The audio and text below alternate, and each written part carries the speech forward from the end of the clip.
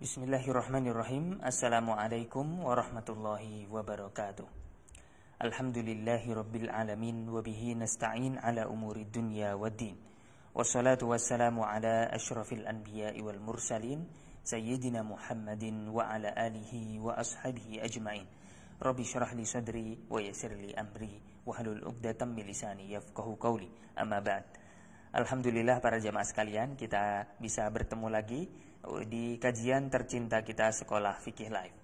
Tentunya pada Senin pagi kali ini kita akan kembali melanjutkan mata kuliah kita di Fikih Sirah.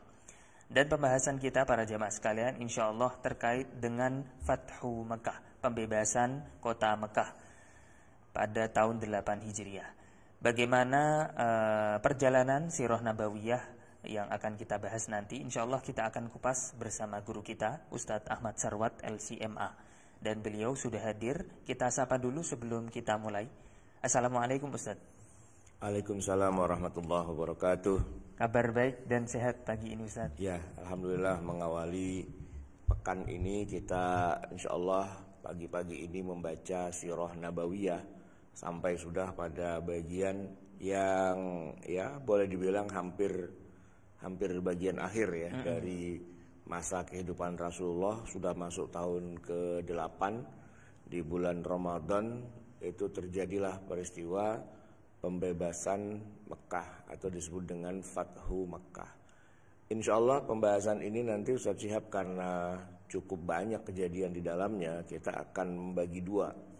Ya, judulnya tetap Fathu Mekah tapi bagian 1 dan bagian 2 karena ini agak cukup banyak kisah yang bisa diungkap di dalam peristiwa ini.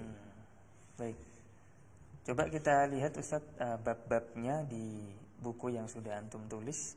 Ya. Nah, ini sudah muncul ya. Ya, kita mulai dari bab 1 itu kan ada latar belakangnya. Jadi sebelum perang itu terjadi, apa sih peristiwa atau hal-hal yang melatar belakangi bagaimana perang itu nanti bisa berkecamuk gitu kan ya. Itu ada dilanggarnya perjanjian Hudaybiyah, ada reaksi Nabi, ada diplomasi Abu Sufyan dan seterusnya. Kemudian nanti ada bab yang kedua tentang serangan mendadak yang tidak terduga. Jadi teknik yang digunakan Nabi kali ini agak sedikit berbeda ya dengan perang-perang sebelumnya. Kalau sebelum-sebelumnya itu perang itu boleh dibilang masih berprinsip menghindari diri dari konflik bersenjata. Jadi ada diplomasi panjang lebar. Nah kalau Fathu Mekah nih sudah tidak ada diplomasi lagi, sudah langsung diserang mendadak aja begitu ya. Itu nanti akan kita bahas juga. Tapi kalau yang bagaimana proses pembebasannya nanti kita lihat waktunya apakah masih mencukupi atau tidak. Kalau masih mencukupi kita teruskan, kalau tidak mungkin kita akan bahas pada hari Senin yang akan datang. Baik, insya Allah. Kita langsung mulai Ustaz saja di pendahuluan. Ya, silakan dibaca. Peristiwa pembebasan Mekah terjadi pada tahun ke-8 Hijriah, tepatnya di bulan Ramadan. Penyebabnya karena telah terjadi pelanggaran atas perjanjian damai Hudaybiyah yang dilakukan oleh sekutu di pihak Mekah. Dengan pelanggaran itu, maka gencatan senjata batal dan bisa kembali perang terbuka. Kesempatan untuk menyerang Mekah tidak disia-siakan oleh Nabi Shallallahu Alaihi Wasallam, sehingga tanpa harus diskusi panjang lebar, 10.000 pasukan muslimin tiba-tiba sudah mengepung Mekah dari tiap arahnya. Meski sudah bisa menduga, namun penduduk Mekah masih tidak bisa percaya bahwa kali ini mereka benar-benar sudah dikepung oleh pasukan muslimin, tanpa ada alternatif untuk melarikan diri apalagi melawan. Yang bisa mereka lakukan hanya pasrah, menunggu nasib. Apakah akan dihabisi nyawa mereka atau ditawan dan dijadikan budak yang diperjualbelikan? Semua tergantung suasana hati lawan mereka, yaitu Nabi Muhammad SAW. Kalau urusan kekayaan dan harta benda, mereka sudah pasrah dan sama sekali tidak berharap apapun. Namun seorang Nabi Muhammad SAW sekali lagi menunjukkan kualitasnya. seluruh penduduk Mekah yang statusnya sudah halal darah dan hartanya justru malah dilepaskan tanpa syarat. Tak satu pun yang dibunuh, apalagi ditawan menjadi budak. Bahkan harta benda mereka pun sama sekali tidak diotak-atik. Mekah seharusnya rata dengan tanah, tanpa sisa penduduk satupun. Sebab perbuatan mereka selama ini sudah melampaui batas. Amat pantas dan wajar apabila semua dihukum mati tanpa disisakan satupun nyawa. Namun tujuan dakwah seorang Muhammad SAW tentu saja bukan sebagai pencabut nyawa manusia. Islam bukan agama untuk para pendendam. Sebaliknya, Islam adalah agama yang mengajak kepada perdamaian, kemanusiaan, kesetaraan, kesantunan, serta ketinggian budi luhur. Peristiwa diampuninya penduduk Mekah justru berbuah manis, karena saat itulah akhirnya mereka menyatakan diri masuk Islam. Ya itu mukadimah ya.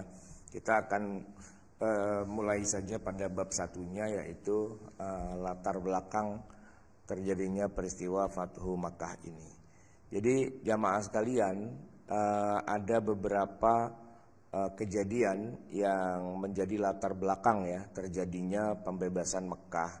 Tapi yang paling utama sebenarnya adalah dilanggarnya perjanjian Hudaybiyah ya. Ini perjanjian yang seharusnya ini Ustaz Syihab, harusnya ini perjanjian Hudaybiyah usianya tuh 10 tahun dan bisa diperpanjang lagi gitu ya. Ternyata hanya berumur 2 tahun saja. Jadi kalau dihitung dari sejak peristiwa Hudaybiyah 2 tahun sebelumnya, tahun ke-6 ya, Nabi kan ceritanya melakukan umroh ya kan. Tahun ke-6, tahun ke-7 umroh lagi, umratul qadha. Ini yang tahun ke-6-nya. Di bulan Zulhijjah juga, di bulan Zulqa'dah juga diawali dengan mimpi kan. Nabi bersama para sahabat ada sekitar 1.400 jamaah umroh tertahan di perbatasan masuk Mekah yang disebut dengan Hudaybiyah itu, dan menghasilkan sebuah perjanjian gencatan senjata.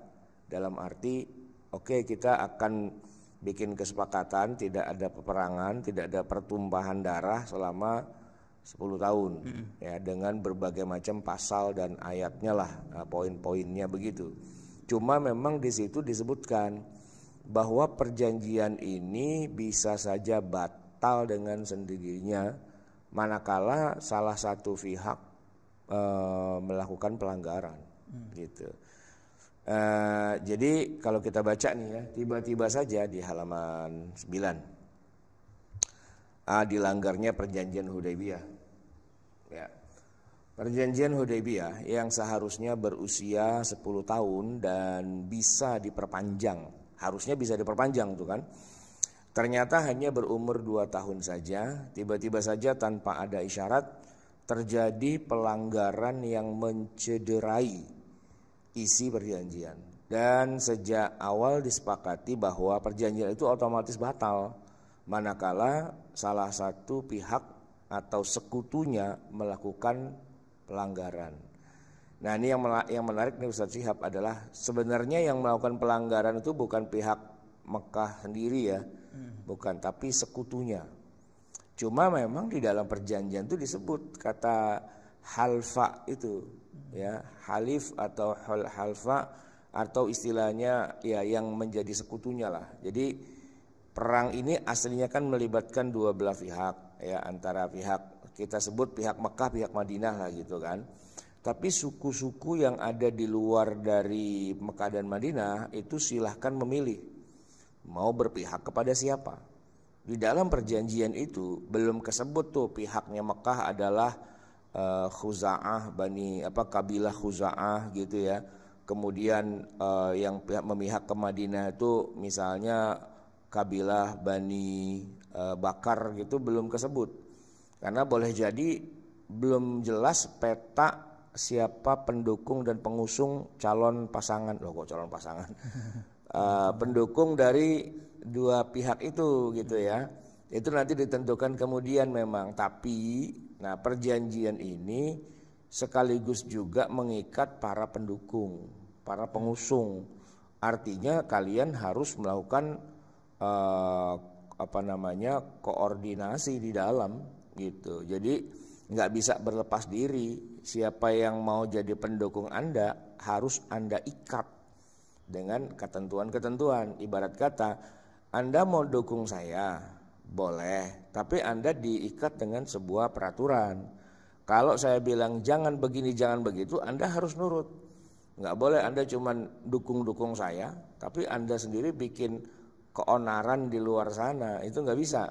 Nah, perjanjian Hudaybiyah itu canggihnya adalah mengikat para pengusung juga, gitu. Bukan kedua belah pihak saja yang tidak boleh melanggar, tapi nanti siapapun yang mau jadi pendukung dari masing-masing pihak itu terikat juga dengan perjanjian. Kalau mereka bikin kesalahan, bikin pelanggaran dan sebagainya, maka akan ikut meruntuhkan perjanjian itu.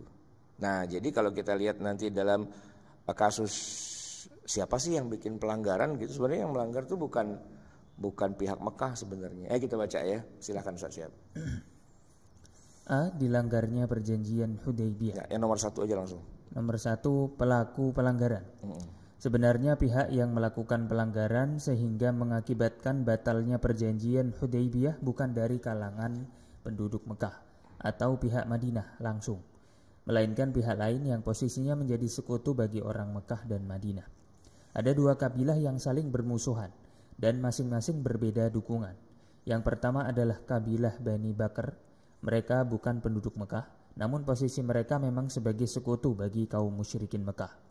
Kabilah yang kedua adalah Bani Khuza'ah, yang sebenarnya juga bukan penduduk Madinah, namun posisi mereka menjadi sekutu kaum muslimin di Madinah. Al-Waqidi menyebutkan bahwa pelanggaran yang terjadi adalah beberapa orang dari pihak Bani Bakr telah membunuh 20 orang dari pihak Bani Khuza'ah. Nah, ini ada yang perlu kita edit ya. Jadi yang berafiliasi kepada Madinah itu yang Bani Bakar. Ini masih salah ya. Sedangkan yang berafiliasi ke pihak Mekah itu Khuza'ah gitu ya. Oke, jadi ada 2 nih, Bani Bakar, Bani Khuza'ah gitu ya. Ini mereka sebenarnya 2 bani yang sebenarnya mereka saling memang udah bermusuhan dari awalnya. Ya biasalah, kehidupan bangsa Arab itu kan bersuku-suku, berkabilah-kabilah. Kadang-kadang mereka berperang, kadang-kadang mereka damai. Tapi kalau Bakar dan Khuza'ah memang mungkin dulu diciptakan Allah dari tanah sengketa kali ya. Jadi akhirnya sengketa melulu gitu berantem. Nah, ketika ada perjanjian Hudaybiyah, mereka itu juga dipisahkan, yang satu dukung sini, yang satu dukung sana gitu. Nah, kalau seandainya tidak ada perjanjian Hudaybiyah, mereka saling bunuh itu biasa, udah sering gitu, kasus-kasus kayak gitu udah sering. Cuma ketika mereka beraliansi, mereka beroposisi gitu ya. Nah, itu jadi mereka terkena peraturan masing-masingnya. Kalau mereka saling berantem lagi, ini perjanjian yang melibatkan Mekah Madinah yang besar ini ikut dipengaruhi juga gitu. Makanya konsolidasi ke dalam itu menjadi sesuatu yang mutlak. Enggak mentang-mentang enemy of my enemy is my friend. Itu enggak bisa gitu, enggak bisa berlaku. Orang yang jadi musuhnya dari musuhku adalah temanku. Enggak juga sebenarnya gitu kan. Karena bisa jadi 2 belah pihak punya musuh yang sama, tapi mereka sendiri juga bermusuhan. Di kita ini banyak kasus-kasus kayak gitu Ustaz Syihab. Jadi ya kita sama-sama katakanlah memusuhi satu pihak gitu, ya kan?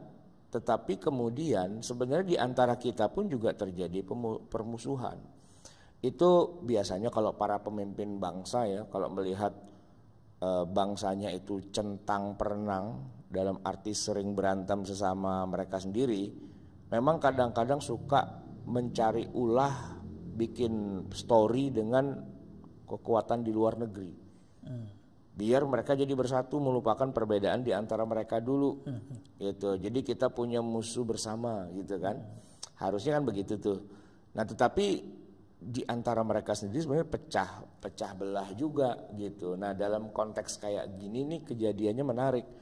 Jadi yang harusnya sangat menjaga jangan sampai terjadi pelanggaran itu adalah pihak kaum muslimin Madinah dan orang-orang Mekah.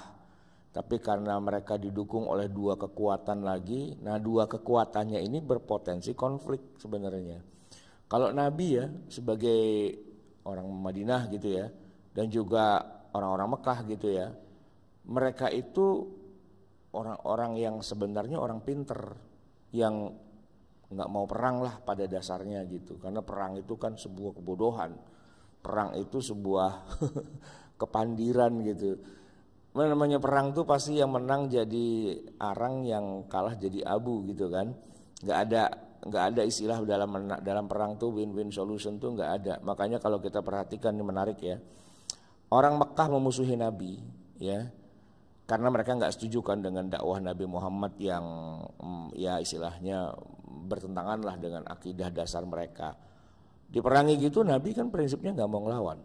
Ya sampai 13 tahun bertahan akhirnya hijrah ke Madinah. Gitu kan. Nah waktu hijrah ke Madinah memang terjadi perang, taruhlah tahun kedua itu perang Badar ya. Tapi coba lihat Ustaz, berapa lama masa durasi mereka berperang itu, dari sejak pertama kali perang Badar sampai ketemu perjanjian Hudaybiyah itu berapa lama mereka perang? 2, 3, 4, 5, 6. Ya kan mulai perang Badar tahun kedua.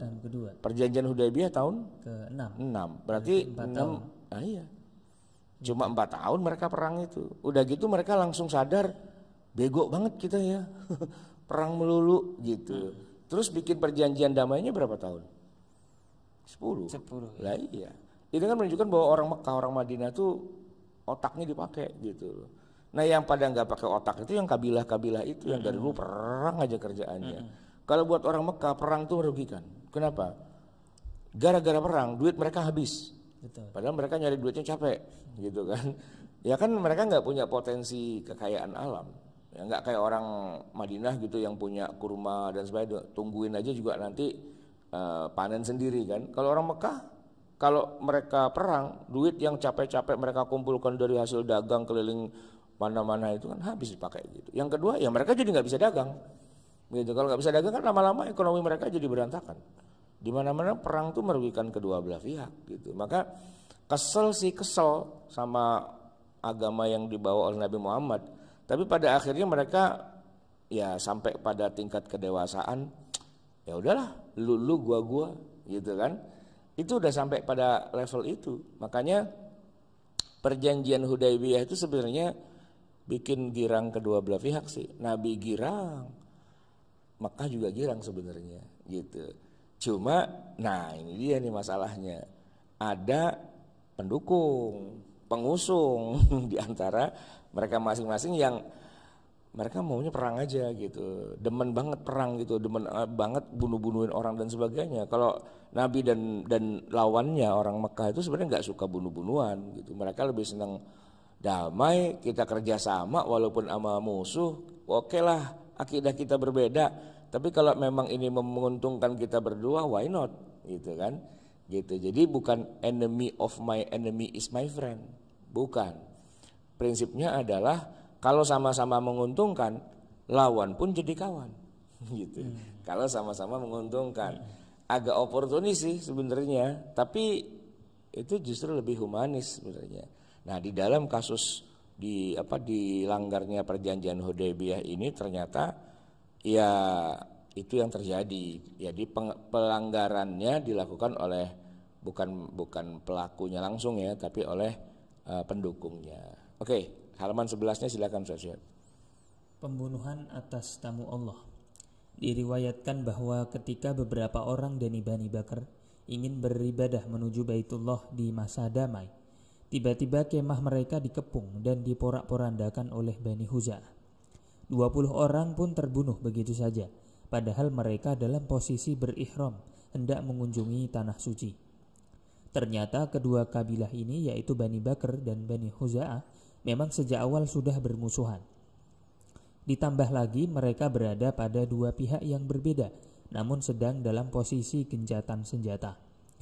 Seandainya kejadian ini di luar masa perjanjian perdamaian, mungkin reaksinya biasa saja. Namun karena kedua kabilah yang terlibat pembunuhan itu masing-masing menjadi sekutu dari kedua belah pihak yang berlawanan, maka apapun yang terjadi pada mereka akan ikut juga mengubah peta perpolitikan di level yang lebih tinggi. Kalau Bani Huza'ah membunuh beberapa orang dari Bani Bakar, itu artinya sama saja pihak Mekah membunuh kaum muslimin Madinah. Maka kejadian pembunuhan ini sudah menjadi tanda yang sah bahwa perjanjian damai otomatis batal. Ya, secara logika dan nalar hukum, kejadian itu berarti semua langsung paham ini batal. Tapi sekali lagi coba saya ingin beri penekanan ya. Walaupun tahu pihak musyrikin Mekah bahwa pengusungnya melakukan pelanggaran fatal yang akan berakibat pada batalnya perjanjian Hudaybiyah, tapi mereka udah terlanjur merasakan enaknya berdamai, gitu. Jadi mereka kesel juga sebenarnya itu. Payah nih si pendukung saya nih bikin jadi susah gitu kan. Nah, lagi pula nanti Nabi sendiri itu tidak kelihatan langsung bereaksi. Nggak ada reaksinya gitu dari Nabi. Makanya orang Mekah juga nggak apa-apa kali gitu ya. Nggak apa-apa kali. Toh yang melakukannya kan bukan kita langsung. Orang lain yang ngakunya sebagai pendukung begitu. Nah, coba kita cek apa reaksi Rasulullah ketika terjadi pembunuhan. Silakan. B. Reaksi Nabi SAW. Mendengar laporan bahwa pihak sekutu Makkah telah melakukan perbuatan keji membunuh jamaah yang mau menjalankan ritual ibadah ke tanah suci, maka Nabi SAW pun bereaksi. Yang pertama, reaksi beliau menyiapkan pasukan.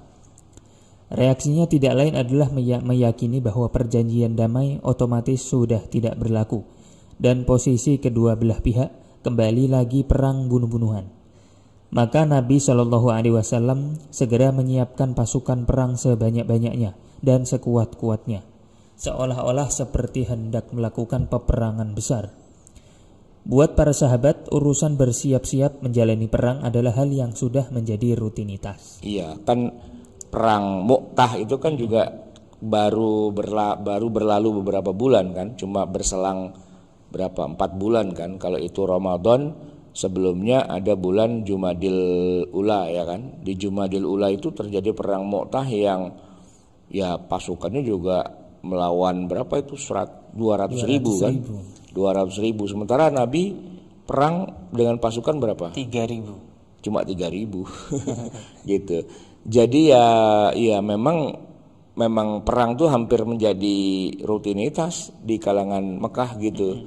Sampai-sampai mau perang kemana, mau melawan siapa, dan ini namanya perang apa, para sahabat sampai nggak peduli gitu. Sampai nggak peduli. Pokoknya ya kalau ada panggilan jihad berangkat gitu aja gitu. Mau kemana nggak tahu, ntar tergantung komandan gitu.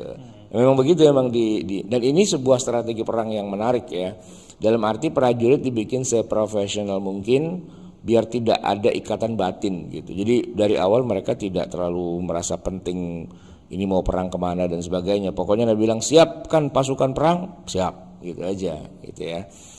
Nah, makanya di bagian yang nomor 2 ini Nabi SAW tetap merahasiakan sikap. Ya, silakan. 2. Nabi SAW tetap merahasiakan sikap. Namun mau menyerang kemana atau disiapkan untuk perang melawan pihak mana, justru amat dirahasiakan oleh Nabi SAW. Ini memang salah satu trik yang dilakukan oleh Nabi SAW. Beliau SAW memang sengaja menutup rapat semua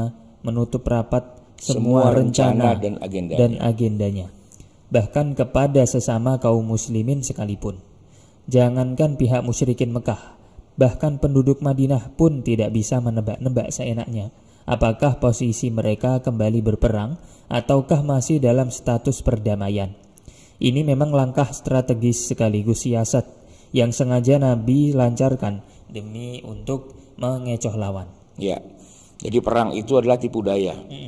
Maka jangan hanya mengandalkan otot, tapi gunakan otak. Walaupun otot tetap diperlukan. Jadi perpaduan antara otak dengan otot gitu kan. Biar 3.000 lawan 200.000 itu tetap bisa berimbang, ya kan. Nah kali ini untuk yang Mekah ini juga udah lama juga nih perang kan. Dalam arti dari tadi ada perang Badar, ada perang Uhud, ada perang Khandaq gitu-gitu kan. Ini muter aja, sehari sana menang, sehari sini menang, sehari sana menang lagi, sini sehari menang lagi, itu kan nggak selesai-selesai.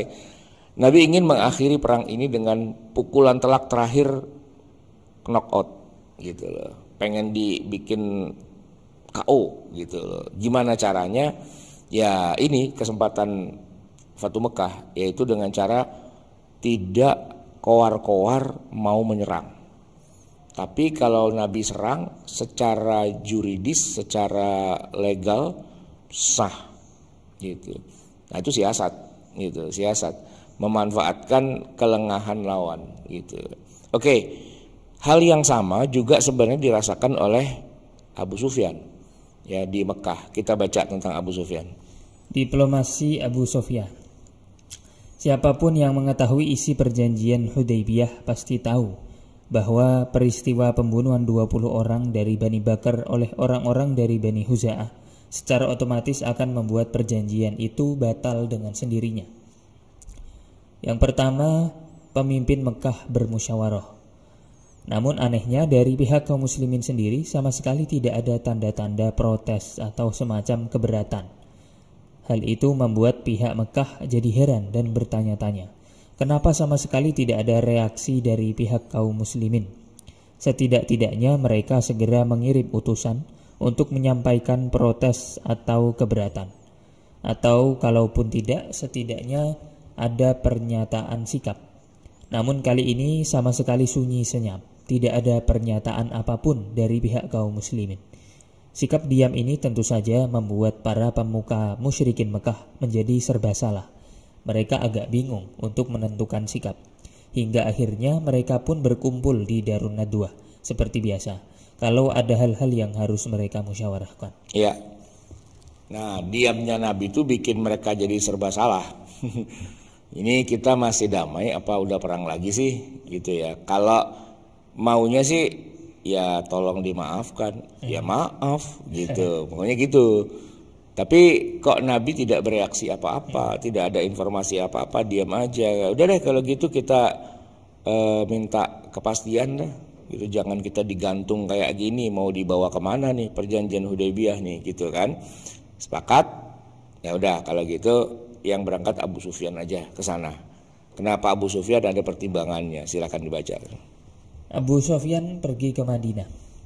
Singkatnya, musyawarah itu memberi rekomendasi kepada Abu Sufyan sebagai pemimpin tertinggi Mekah untuk segera berangkat langsung ke Madinah.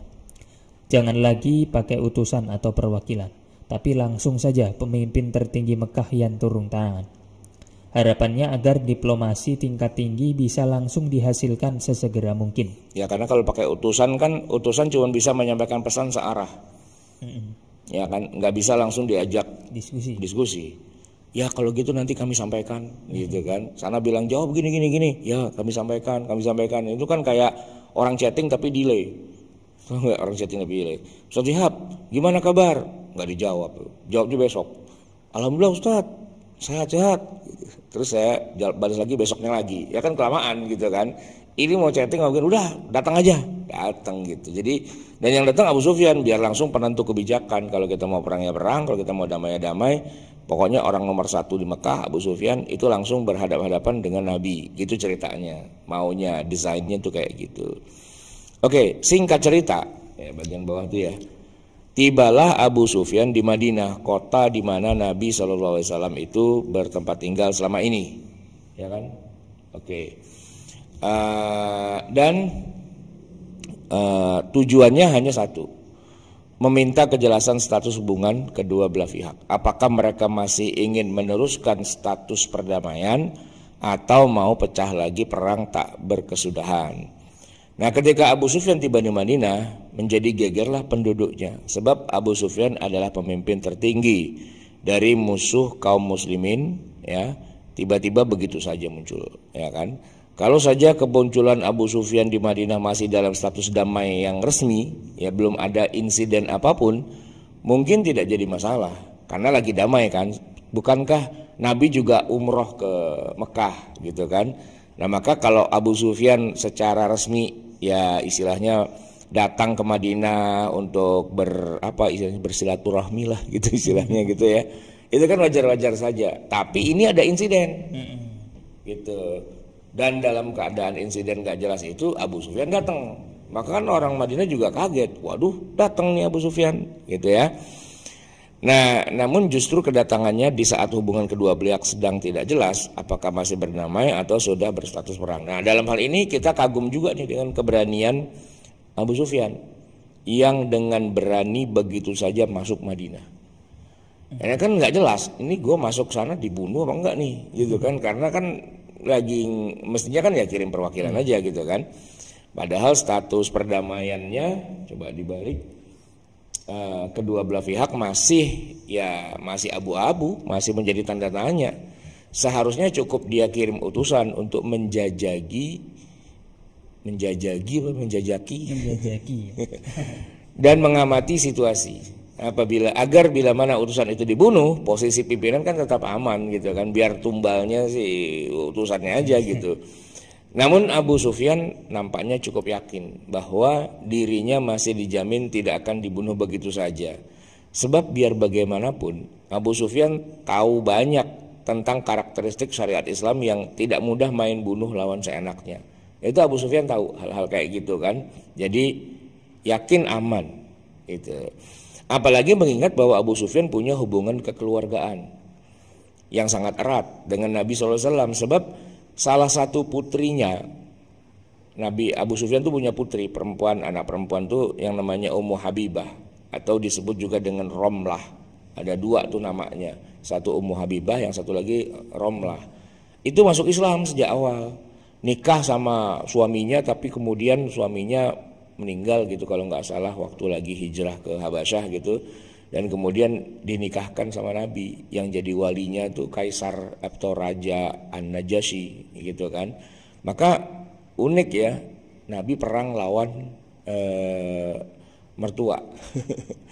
Nah, jadi datanglah Abu Sufyan ke Madinah langsung ke rumahnya putrinya gitu. Ya masa dibunuh gitu kan nggak mungkin. Masa Nabi membunuh mertua sendiri, ayah dari istrinya, kan nggak mungkin. Maka itu Abu Sufyan merasa mendapat semacam kayak garansi lah, semacam jaminan gitu kan. Logika Abu Sufyan lantas mengatakan mana mungkin dirinya dibunuh oleh suami dari putrinya, ya kan, kualat banget. Dan akan menjatuhkan nama baik Nabi dong kalau sampai Abu Sufyan diapa-apain di Madinah gitu ya. Nah, tiba di Madinah yang pertama kali disasar adalah rumah sang putri, ya Ummu Habibah itu. Ummu Habibah yang juga merupakan rumah kediaman Rasulullah kan, ya kan. Jadi datang ke Madinah di mana? Ya rumah anaknya. Dan rumah anaknya adalah rumah Rasulullah juga gitu. Nah, itu dibaca Ustaz Syihab. Wa qadima Abu Sufyan al-Madinata fadakhala 'ala ibnatihi Ummi Habibah. Falamma dhahaba liyajlisa 'ala firasyi Rasulillah sallallahu alaihi wasallam tawathu anhu. Faqala ya bunayyah arghibti bi an hadzal firash am raghibti bihi anni? Qalat bal huwa firasyu Rasulillah sallallahu alaihi wasallam wa anta rajulun musyrikun najisun.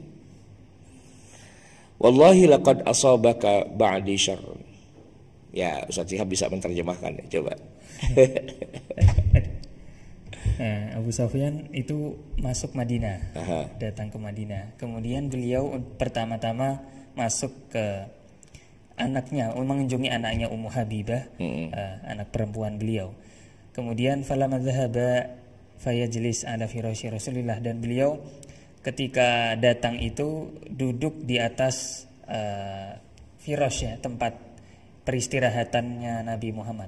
Ya, tempat duduknya atau tempat tidurnya gitu loh. Pokoknya tempat yang biasa Nabi duduk di situ. Kalau firas sekarang kasur gitu ya Ustaz. Kalau sekarang kasur, iya. Ya gimana ya, saya juga nggak nyambung ya. Tapi kalau kita terjemahkan sebagai tempat tidurnya, masa mau tidur di tempat tidurnya Nabi kan enggak. Tapi emang begitu. Jadi orang-orang Arab tuh punya semacam kayak apa ya, semacam kayak raja itu kan ada firosh, ada tahta gitu kan. Yang tidak boleh siapapun duduk di tahta itu karena itu tahtanya si raja gitu kan. Nah orang Arab tuh begitu juga, dia di rumahnya dia punya tahta, ya semacam tempat khusus, apa itu kursi, apa itu kasur, apa itu tempat tidur, pokoknya tangga, ya kan, tahta yang Abu Sufyan pengen duduk di situ gitu kan, tapi dicegah nih sama anaknya gitu ya, tawat anhu, dilarang, dicegah gitu. Faqala ya bunayya, woi anak perempuanku ya, araghibti bi an hadzal firashi am raghibti bihi anni. Masa saya bapakmu nggak boleh sih nempat ini gitu? Emang lebih berharga siapa, suamimu atau bapakmu? Kan gitu ya bahasa kita. Itu Abu Sufyan sampai segitunya gitu kan, diperlakukan oleh Ummu Habibah. Ya Ummu Habibah itu serba salah. Di satu sisi suaminya adalah Rasulullah dan dia beragama Islam, pengikut Rasulullah. Di sisi yang lain ini bapaknya, biar bagaimanapun ya orang tua yang melahirkan, ya bukan melahirkan sih, ya orang tua aja lah bapaknya gitu kan, masa mau dibunuh bagaimana gitu. Cuman dalam hal ini kedudukan Nabi pastinya lebih tinggi. Pertama sebagai yang punya rumah, yang kedua sebagai yang punya negara, kepala negara kan di situ. Dan Abu Sufyan kan tamu tuh ya jangan ngelunjak lah gitu istilahnya gitu kan. Nah maka dijawab oleh Ummu Habibah, bal huwa firasyu Rasulillah. Tahu nggak? Ini nih singgasananya Rasulullah. Nggak boleh bapak main duduk-duduk aja. Ini ada lambang apa ya istilahnya, lambang kekuasaan, lambang kepemilikan atas suatu harta. Wa anta rajulun musyrik. Sementara anda itu laki-laki yang tidak beriman pada Allah, musyrik, najis pula gitu ya. Faqala, maka Abu Sufyan menjawab, wallahi, demi Allah, laqad asabaki ba'di syarrun. Ya kalau bahasa kitanya itu, wah hubungan kita jadi semakin buruk nih gitu kan, jadi bermasalah gitu. Itu sampai segitunya ya Abu Sufyan. Nah setelah itu datanglah Nabi, kan itu rumahnya Nabi kan. Nabi SAW mengacuhkan Abu Sufyan. Ya silakan dibaca. Nabi SAW mengacuhkan Abu Sufyan. Keyakinan Abu Sufyan bahwa dirinya akan aman dan tidak mungkin dibunuh memang benar adanya. Buktinya Abu Sufyan pun diizinkan untuk menghadap kepada Nabi Muhammad SAW. Namun selain dirinya aman, tidak diganggu, tujuan utama untuk memastikan status hubungan kedua belah pihak tetap tidak berhasil. Sebab ketika Abu Sufyan mencoba bernegosiasi dengan Nabi, ternyata Nabi malah mengacuhkannya. Ini mengacuhkan dengan tidak mengacuhkan itu bahasa Indonesia yang jelimet itu. Mengacuhkan atau tidak mengacuhkan. Ya ini saya agak bingung, nanti saya coba cek dulu di Kamus Besar Bahasa Indonesia ya. Pokoknya dicuekin. Nah itu bahasa amiyahnya malah lebih gampang gitu. Kalau mengacuhkan atau tidak mengacuhkan ini kita harus tanya sama ahli bahasa nih. Ya maksudnya pokoknya Nabi ora paten, nah gitu aja, tidak menanggapi gitu. Nabi SAW itu baca ya, Nabi SAW memalingkan wajahnya ke kanan dan pergi meninggalkannya. Ya ditinggal pergi gitulah sama Nabi ya. Tidak mau berbicara dan berhadap-hadapan dengan Abu Sufyan. Abu Sufyan pun mengejar Nabi SAW. Namun sekali lagi Nabi memalingkan wajahnya lagi dan pergi meninggalkannya. Dan begitulah kejadiannya berulang-ulang. Bayangin coba, datang ke Madinah jauh-jauh dari Mekah mau negosiasi, ketemu sih sama orangnya, tapi orangnya nggak mau ngomong, gerak tutup mulut, diam aja. Itu ya secihab kalau kita tuh jadi Abu Sufyan atau orang Abu Sufyan tuh orang Jawa, mestinya wis ngerosowi, ya kan? Mestinya wis ngeroso ini kalau gini wah nggak bener nih gitu kan, harusnya sudah begitu. Ya istilahnya orang Jawa itu yang melihat raut wajah lawan bicaranya asem gitu, kayak nggak ngenakin aja kita udah langsung waduh ada apa ini gitu kan. Apalagi kalau nadanya itu sudah agak berubah gitu. Ya biasanya nadanya bagus gitu, kok nadanya kayak rodok nyentak. Nah, gitu tuh biasanya udah terasa itu. Jadi Nabi kan menggunakan bahasa gestur itu sebenarnya. Ya, tidak menanggapi Abu Sufyan yang datang jauh-jauh mau menghadap dan mau negosiasi. Nabi tidak berucap sepatah kata pun. Itu harusnya paham dong apa? Iya, kita perang lagi gitu loh. Jangan belagak pilon, jangan belagak kagak tahu gitu ya. Nah cuman ya itu dia pertanyaannya Ustaz Syihab. Kenapa Abu Sufyan semangat banget pengen minta kepada Nabi agar jangan jadi perang? Karena Abu Sufyan saudagar. Sejak Covid, sejak apa? Hudaybiyah. Bukan, sejak ada perang. Kan dia nggak bisa dagang. Nggak bisa dagang. Semua unit usahanya berhenti mandek karena ada perang. Taruhlah misalnya nggak secara perang secara langsung nih ya, tapi kalau dia punya apa truk trailer yang lagi jalan ke sono kemari, kontainernya bisa diserang di tengah jalan, perang gitu kan. Ya kalau zaman kita kan gitu kan, ini shipping nih pakai kapal kontainer kan, pakai terminal pelabuhan peti kemas. Ya itu kan shipping ya pakai kapal laut gitu kan, isinya kan beribu-ribu kontainer itu, bisa jadi ada nggak ya 1000 ya, pokoknya gitu penuh lah ya kan. Nah, itu kalau dibajak di tengah laut kan lucu gitu loh istilahnya, kayak yang terjadi di Somal. Somal itu kan daerah situ, daerah apa namanya Laut Merah itu ya, itu kan tempat kapal-kapal dagang lewat itu. Nah, itu banyak perompak itu dari Somal itu, dirampokin begitu kan, ngeselin gitu istilahnya. Nah Abu Sufyan mikir, ini kalau kita perang terus sama Muhammad, oke lah kita nggak perang fisik secara langsung gitu ya, tapi di luar hari-hari peperangan tetap aja kafilah dagang kita itu nggak aman ke sana kemari. Jadi perang itu merugikan gitu. Abu Sufyan juga tahu, semua juga tahu perang itu merugikan. Makanya ada perjanjian Hudaybiyah, Abu Sufyan girang. Ketika terjadi pelanggaran, Abu Sufyan bingung. Waduh, baru 2 tahun udah mau perang lagi. Makanya dia berangkat ke Madinah negosiasi gitu. Nah kali ini keadaannya terbalik. Biasanya yang ribut pengen damai itu Nabi ya, dan yang ngajakin perang mulu justru Mekah. Kali ini kebalik Ustaz Syihab. Mekah pengennya damai, Nabi pengennya perang. Cuma Nabi nggak bilang perang aja, nggak bilang begitu. Nabi diem gitu kan, pusing tuh ya kan. Jadi Abu Sufyan tuh gimana ya, dibilang bermusuhan ya enggak, dibilang enggak ya bermusuhan gitu. Itu serba salah dibikin begitu ya. Nah udah gagal sama Nabi, Abu Sufyan melihat banyak orang terdekat Nabi nih ya. Tadi kan dia dekatin putrinya Ummu Habibah ya kan, tapi Ummu Habibah belum apa-apa udah begitu jijainya gitu sama bapaknya sendiri, mau duduk aja nggak boleh gitu. Itu tempat Nabi, kamu tuh kafir, kamu tuh najis gitu, digitu-gituin sama percuma lah ngomong sama anaknya sendiri gitu kan. Nah, maka Abu Sufyan putar otak, siapa nih yang kira-kira bisa meluluhkan hati Rasulullah. Dia tahu tuh teman terbaiknya Rasul tuh Abu Bakar, datengin Abu Bakar gitu ya. Mana tuh tadi tuh? Tahu dirinya diabaikan oleh Nabi SAW, maka Abu Sufyan itu mendatangi Abu Bakar. Posisinya sama-sama sebagai mertua Nabi loh, ingat ikatan para mertua.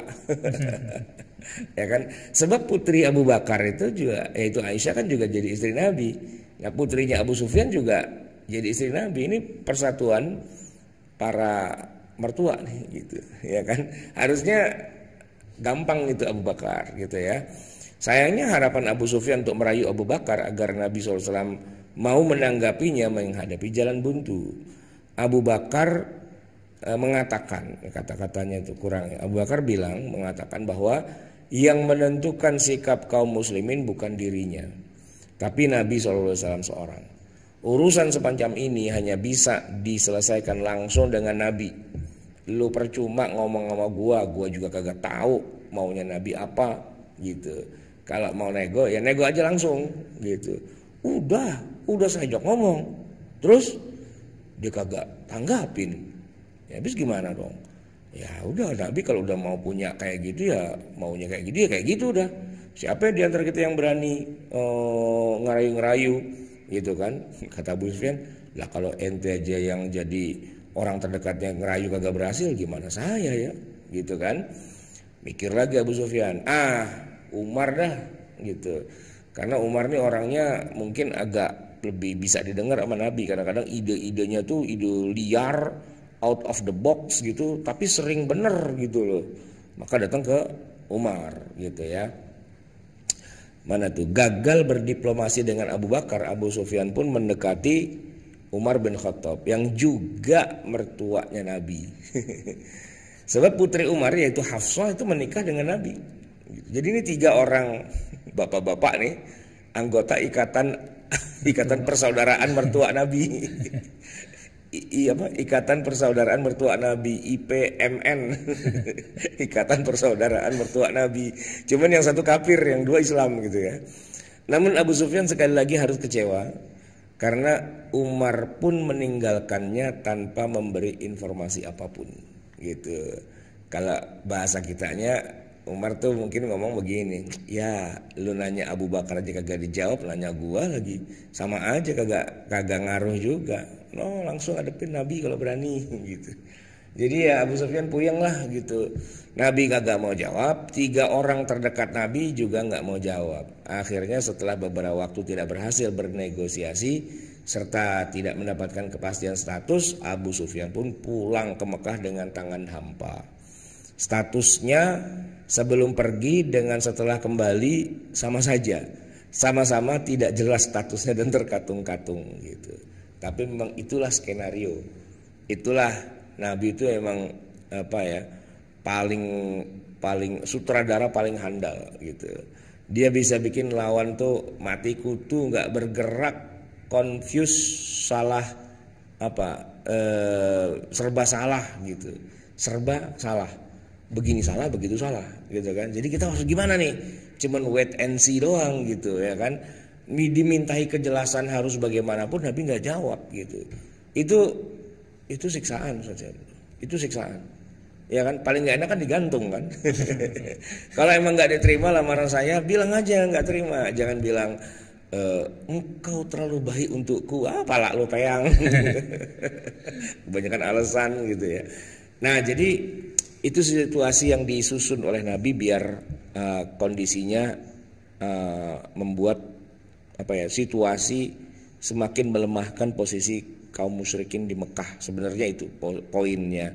Karena Nabi ingin kali ini serangan ke pihak Mekah itu harus sekali pukul jatuh gubrak dan nggak bisa bergerak lagi. Harus mematikan pukulan terakhir ini. Dan caranya adalah dengan cara trik gitu. Trik itu kayak gini Ustaz Syihab, saya menggambarkannya ya. Kalau orang main tinju tuh ya, paling tinju kan, teng boleh mukul, gitu kan? Teng udah nggak boleh, gitu, ya kan? Tapi walaupun sudah teng, tetap aja kan kedua belah petinju itu harus maju, gitu kan? Nah ini ibarat kata begini, Nabi maunya sebelum teng boleh gitu ya, itu kepalan tuh sudah dekat dengan mukanya lawan gitu loh, udah dekat gitu kan. Begitu tank buk gitu, ya kan?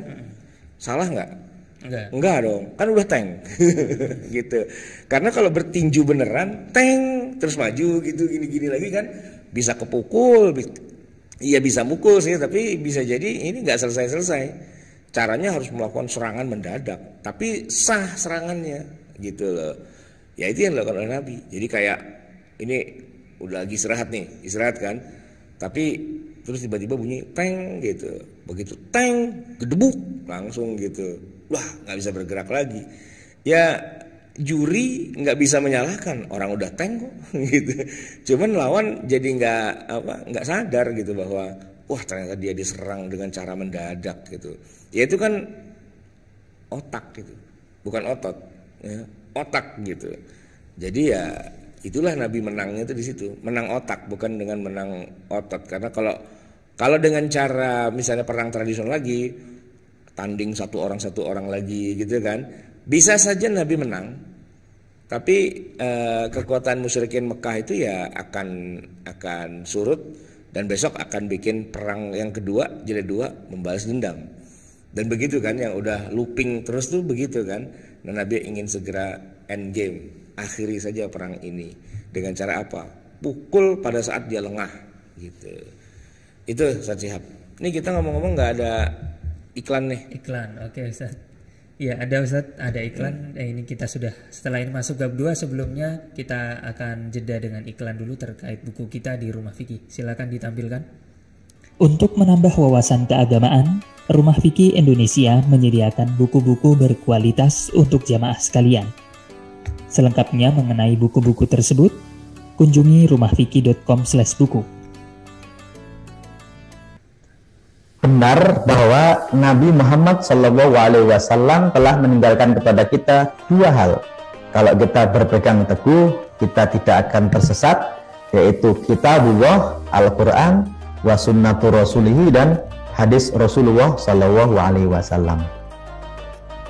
Kenapa kita tidak merujuk langsung kepada kitab Al-Quran maupun sunnah Nabi Muhammad SAW? Malah, kenapa kita malah merujuk kepada madhab? Bukankah madhab itu juga hasil dari pemikiran manusia? Kita akan menemukan jawabannya dari buku yang saya pegang. Bukunya adalah Fikih 4 Madhab, ditulis oleh Ustadz Ahmad Sarawat, yang mana buku ini cukup tebal dan hardcover 400 halaman. Di sini dibahas mengenai madhab fikih itu apa, kemudian hukum bermadhab bagaimana, paham anti madhab itu seperti apa, dan bolehkah kita pindah-pindah antar madhab. Termasuk juga nanti kita akan belajar dalam buku ini sejarah dari munculnya madhab itu sendiri. Apakah sebuah kemunduran karena umat Islam malah berpecah belah menjadi 4 madhab, atau malah sebuah kemajuan? Ya. Termasuk dalam buku ini juga akan dibahas tentang kenapa kok tinggal 4, bukankah madhab itu ada banyak. Dan dalam buku ini lebih detailnya juga dibahas tentang madhab Hanafi bagaimana, kitabnya apa, madhab Maliki juga sama, madhab Syafi'i, dan juga madhab Hambali.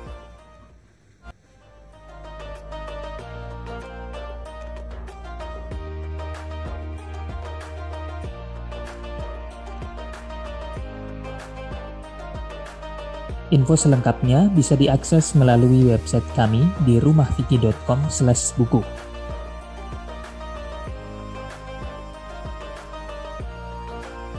Pemesanan via WhatsApp melalui Ustadz Lukman Safri, LC, dengan nomor 0853 4177 1661.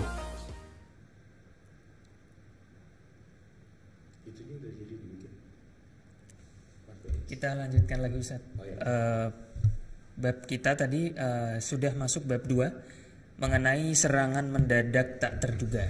Ya. Kita sekarang masuk ya bab 2 ya. Judulnya adalah serangan mendadak tak terduga. Silakan dibaca Ustaz Syihab. Perang itu tipu daya, bukan hanya sekedar kuat-kuatan otot atau banyak-banyakan personal.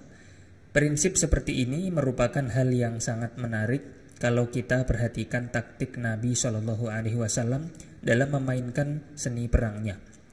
Wajar kalau taktik perang Nabi banyak dikagumi oleh para jenderal perang di masa-masa mendatang. Salah satunya adalah taktik serangan yang dilancarkan oleh Nabi ketika menaklukkan Mekah Al-Mukarramah, yaitu serangan mendadak. Ya, oke. A, serangan mendadak. Rupanya rahasia di balik sikap acuh tak acuh dan bungkamnya Nabi SAW kepada Abu Sufyan yang meminta kejelasan adalah bahwa diam-diam Nabi SAW sedang mempersiapkan serangan mendadak ke Mekah gitu. Jadi di balik senyumnya Nabi itu, di balik diamnya Nabi itu, ternyata itu sistem lagi bekerja gitu ya. Jadi ya Abu Sufyan tuh kena prank gitu sebenarnya. Pertanyaannya, mengapa Nabi SAW memilih serangan mendadak? Bukankah dalam perang itu ada adabnya, yaitu setidaknya berdiplomasi terlebih dahulu, Kalau jalan damai sudah diusahakan dengan sepenuh hati, lalu ternyata tidak ditemukan jalan tengah, yang ada hanya ada jalan buntu, tentu apa boleh buat, silahkan perang dimulai. Lalu kenapa untuk kali ini Nabi SAW itu nampaknya tidak menerapkan adab dan etika perang sebagaimana biasanya? Mengapa perang Fatu Makkah ini tidak diawali dengan sejumlah perundingan terlebih dahulu? Kenapa tiba-tiba langsung dilakukan serangan mendadak? Jawabannya adalah beberapa poin, ya. Antara lain yang nomor satu, sudah ada perundingan sebelumnya. Sebenarnya kalau harus diawali dengan perundingan, perangnya Nabi SAW melawan kaum musyrikin Mekah sudah selesai melewati sejumlah perundingan. Ya salah satunya lah perjanjian Hudaybiyah, ya kan? Itu perundingan damai yang baru saja mereka khianati dan mereka langgar. Jadi melihatnya itu harus lebih luas gitu loh. Harus ada perundingan. Ya iya memang ada perundingan. Ini kita juga lagi menjalankan perundingan. Apa itu? Hudaybiyah.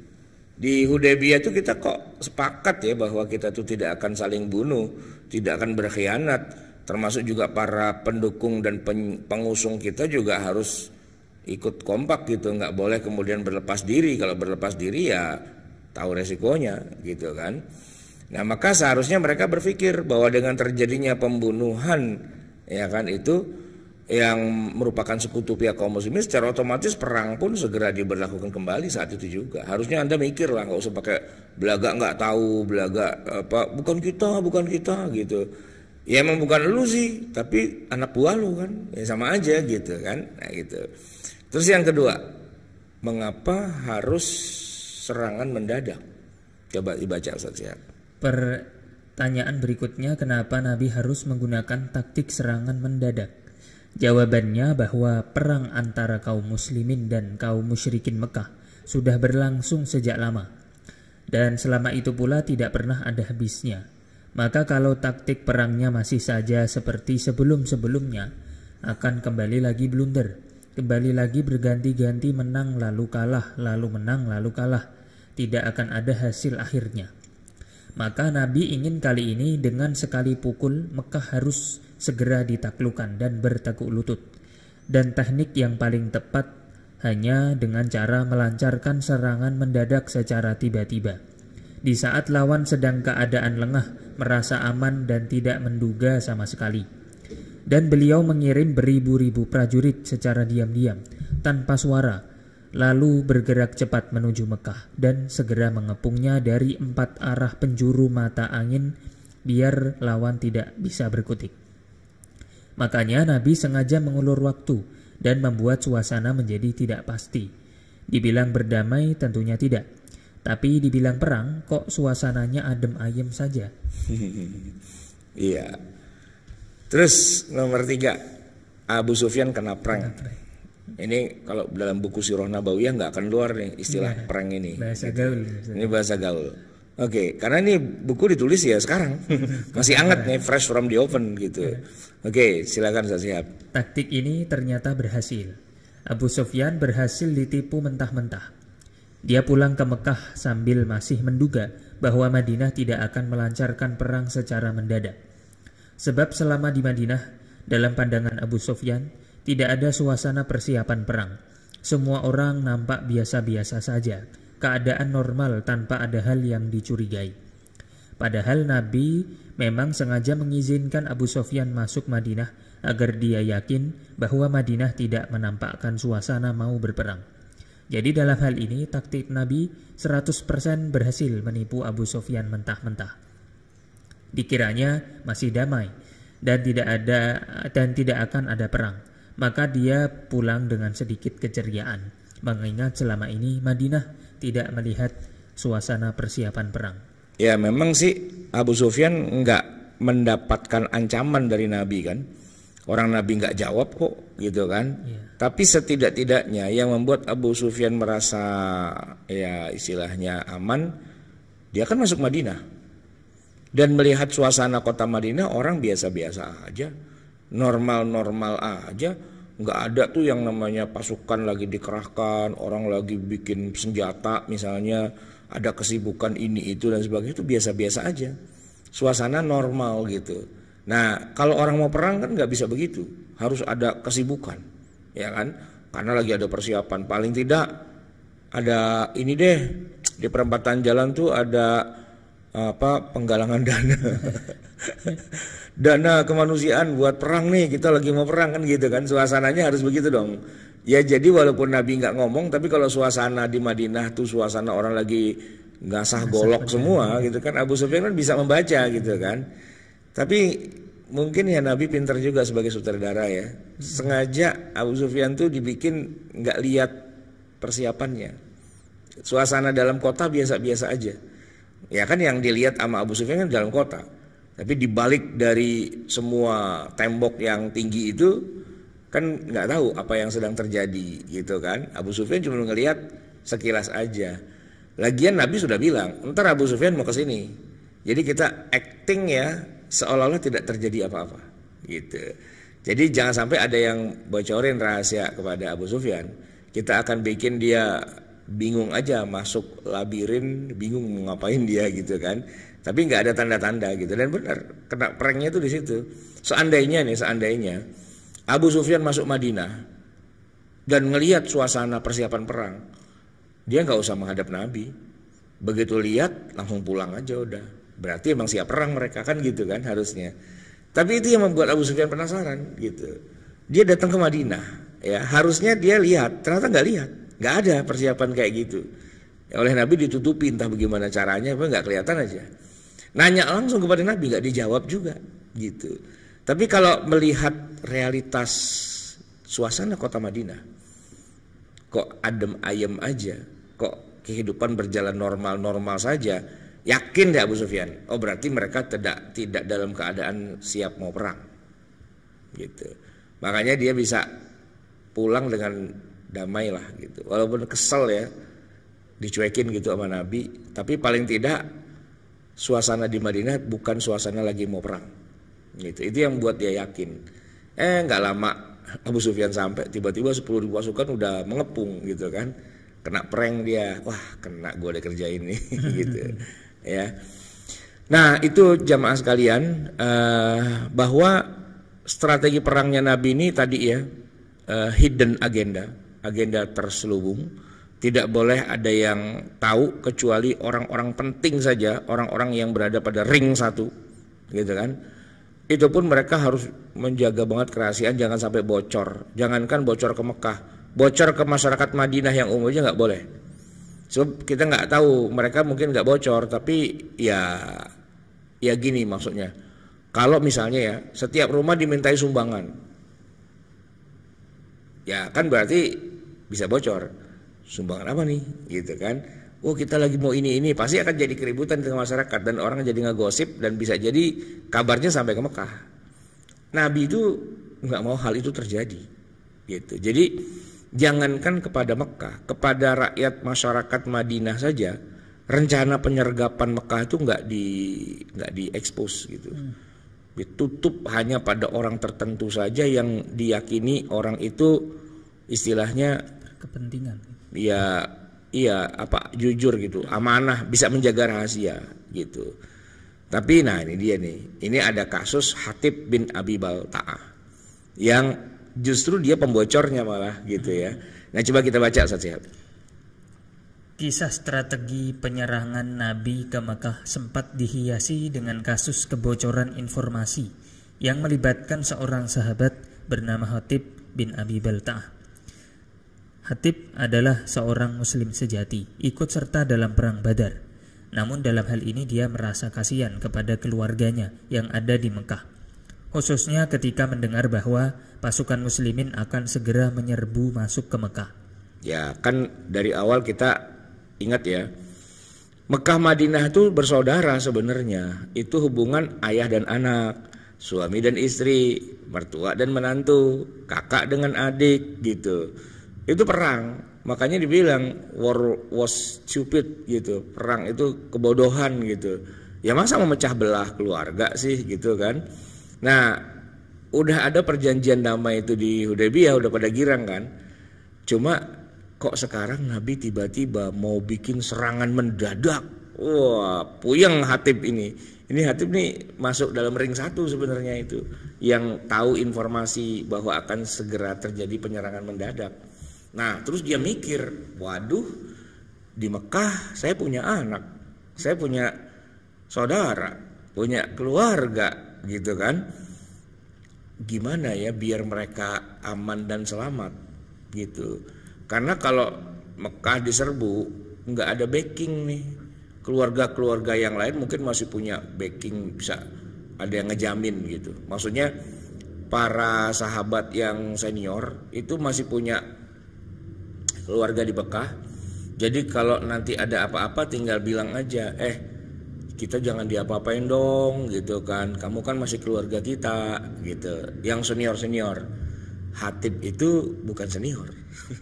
Jadi dia nggak bisa tuh istilahnya membuatkan perlindungan buat keluarganya gitu, nggak bisa gitu negosiasi kepada Nabi, ya Rasul kalau yang ini jangan diapa-apain dong, itu nggak bisa gitu. Siapa lu, kecuali kalau yang besar-besar itu mungkin bisa gitu. Makanya Hatib berpikir, kalau saya nggak bisa memberikan perlindungan keluarga saya, mendingan saya suruh keluarga saya ngungsi duluan aja, keluar dari Mekah gitu. Itu kan sebenarnya kalau dipikir-pikir nggak masalah dong. Karena kan nggak ngebocorin rahasia, cuman ngasih tahu ngungsi deh gitu. Tapi ya nggak bisa dong. Emang ada apa kok mau ngungsi? Kata saudara saya yang di Madinah, kita disuruh ngungsi. Wah, suruh ngungsi, berarti ada apa-apa dong kan gitu kan ya.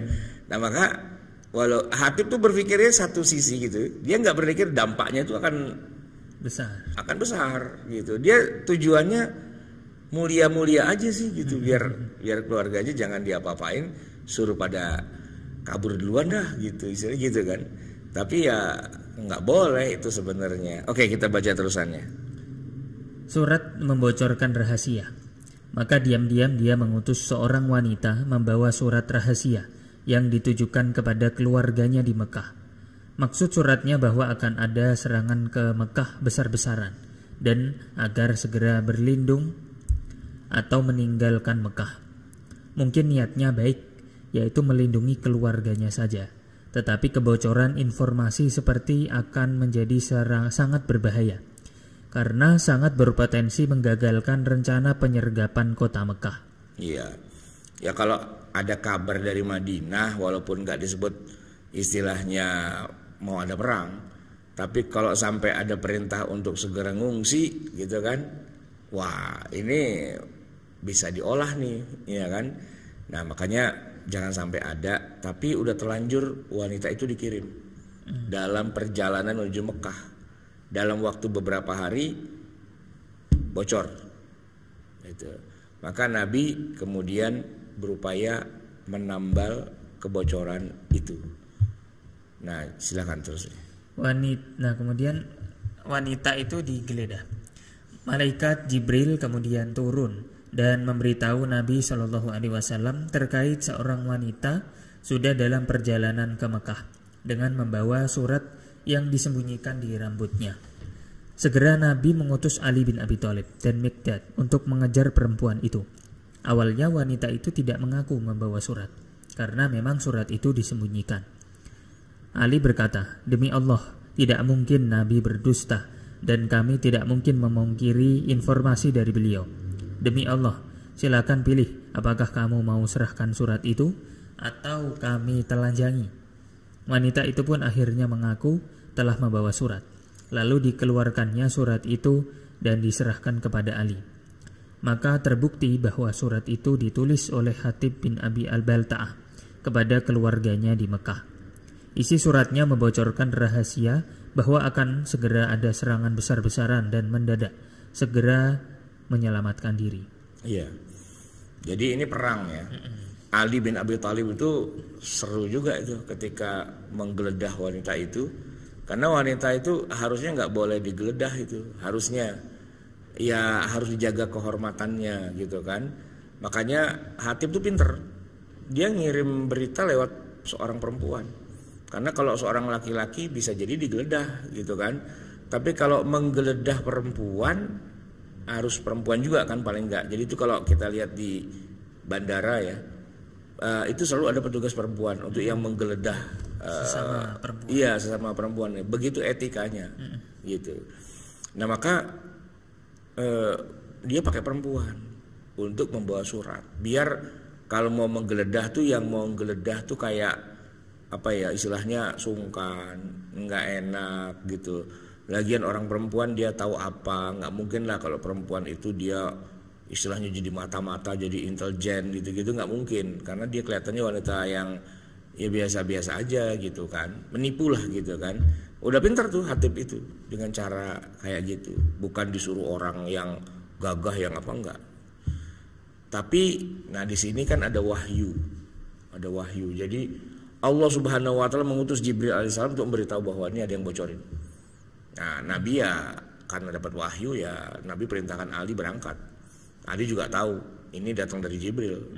Jadi kalau dibilang perempuan itu bawa surat, ya pasti gitu loh. Jadi Ali yakin banget suratnya emang ada, gitu kan.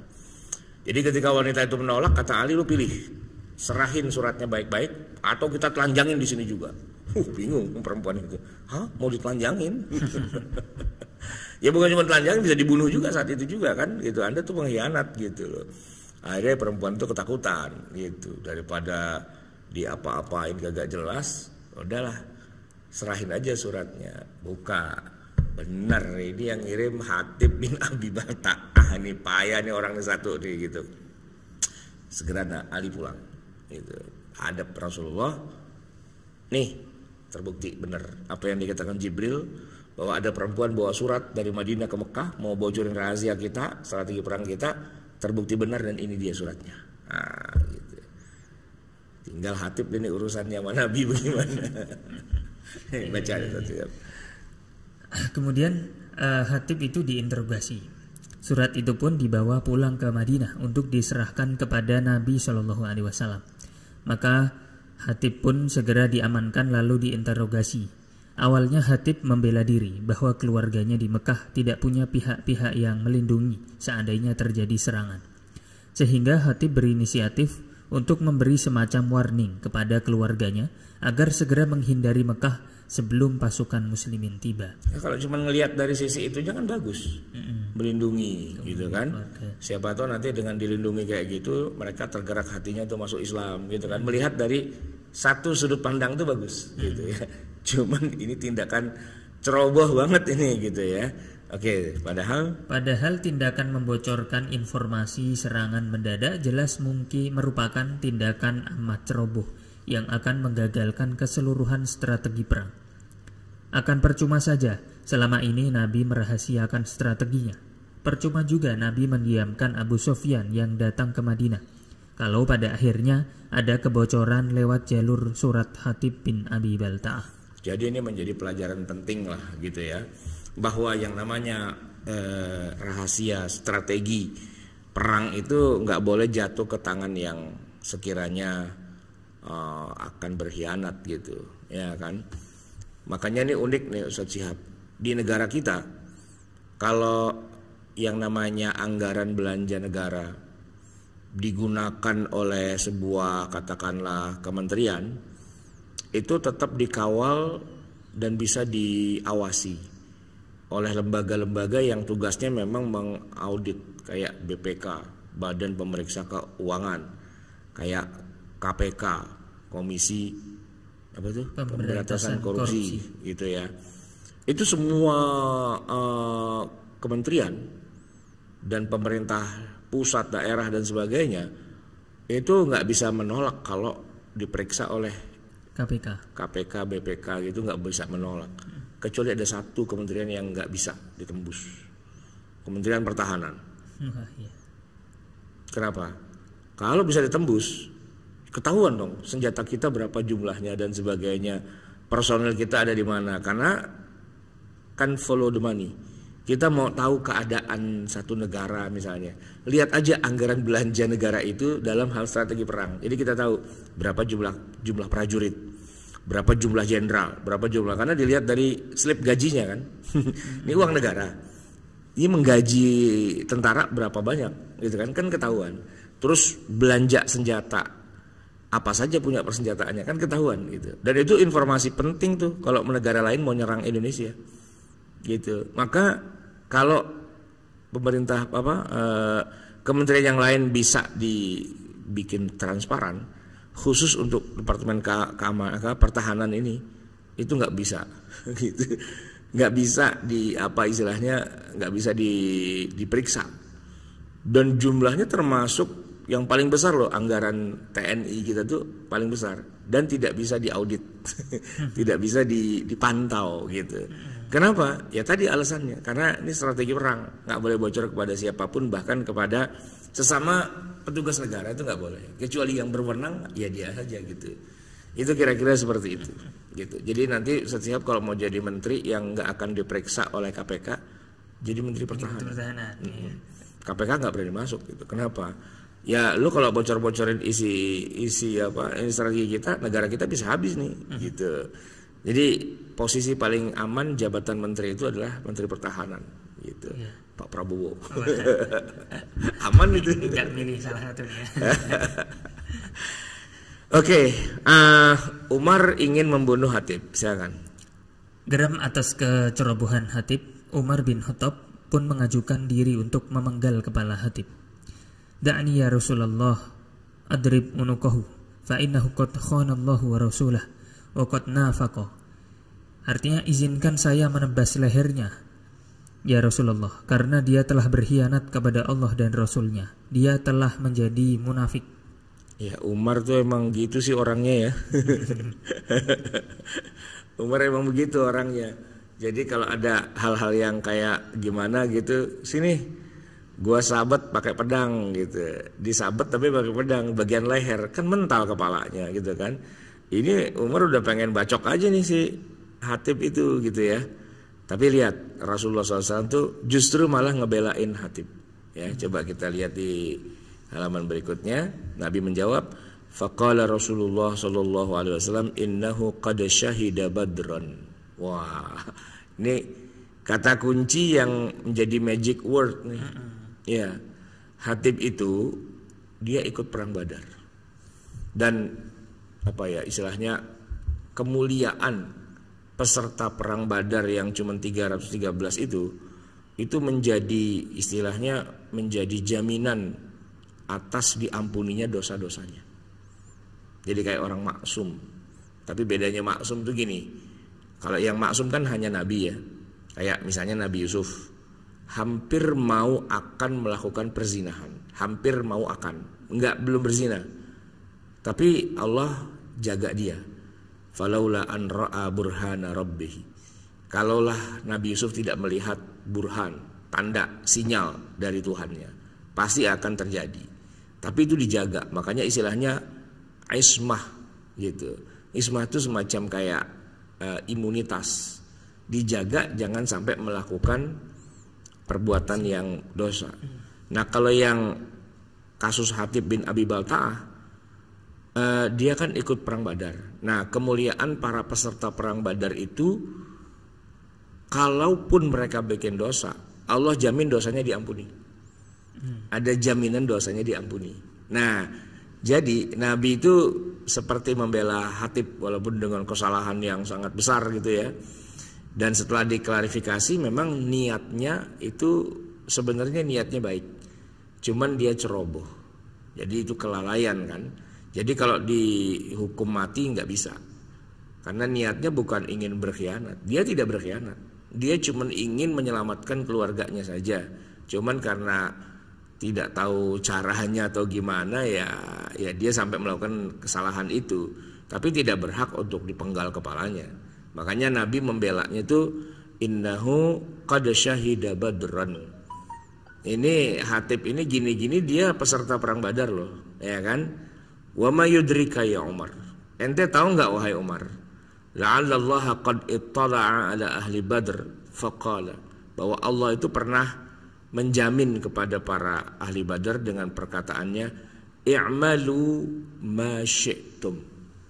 Lakukan apapun yang kamu mau, faqad ghafartu lakum. Aku sudah ampuni duluan. Asik banget itu peserta perang Badar itu, ya kan? Makanya nanti ke depannya itu kemudian kalau ingin menilai kehebatan, keutamaan seorang sahabat, itu salah satunya adalah disebutkan dengan istilahnya syahida badron. Syahida badron itu bukan mati syahid di perang Badar, bukan. Syahida di sini maksudnya bukan mati syahid. Syahida itu menyaksikan, jadi peserta perang Badar. Gitu. Bukan qutila fi badrin syahidan, bukan begitu.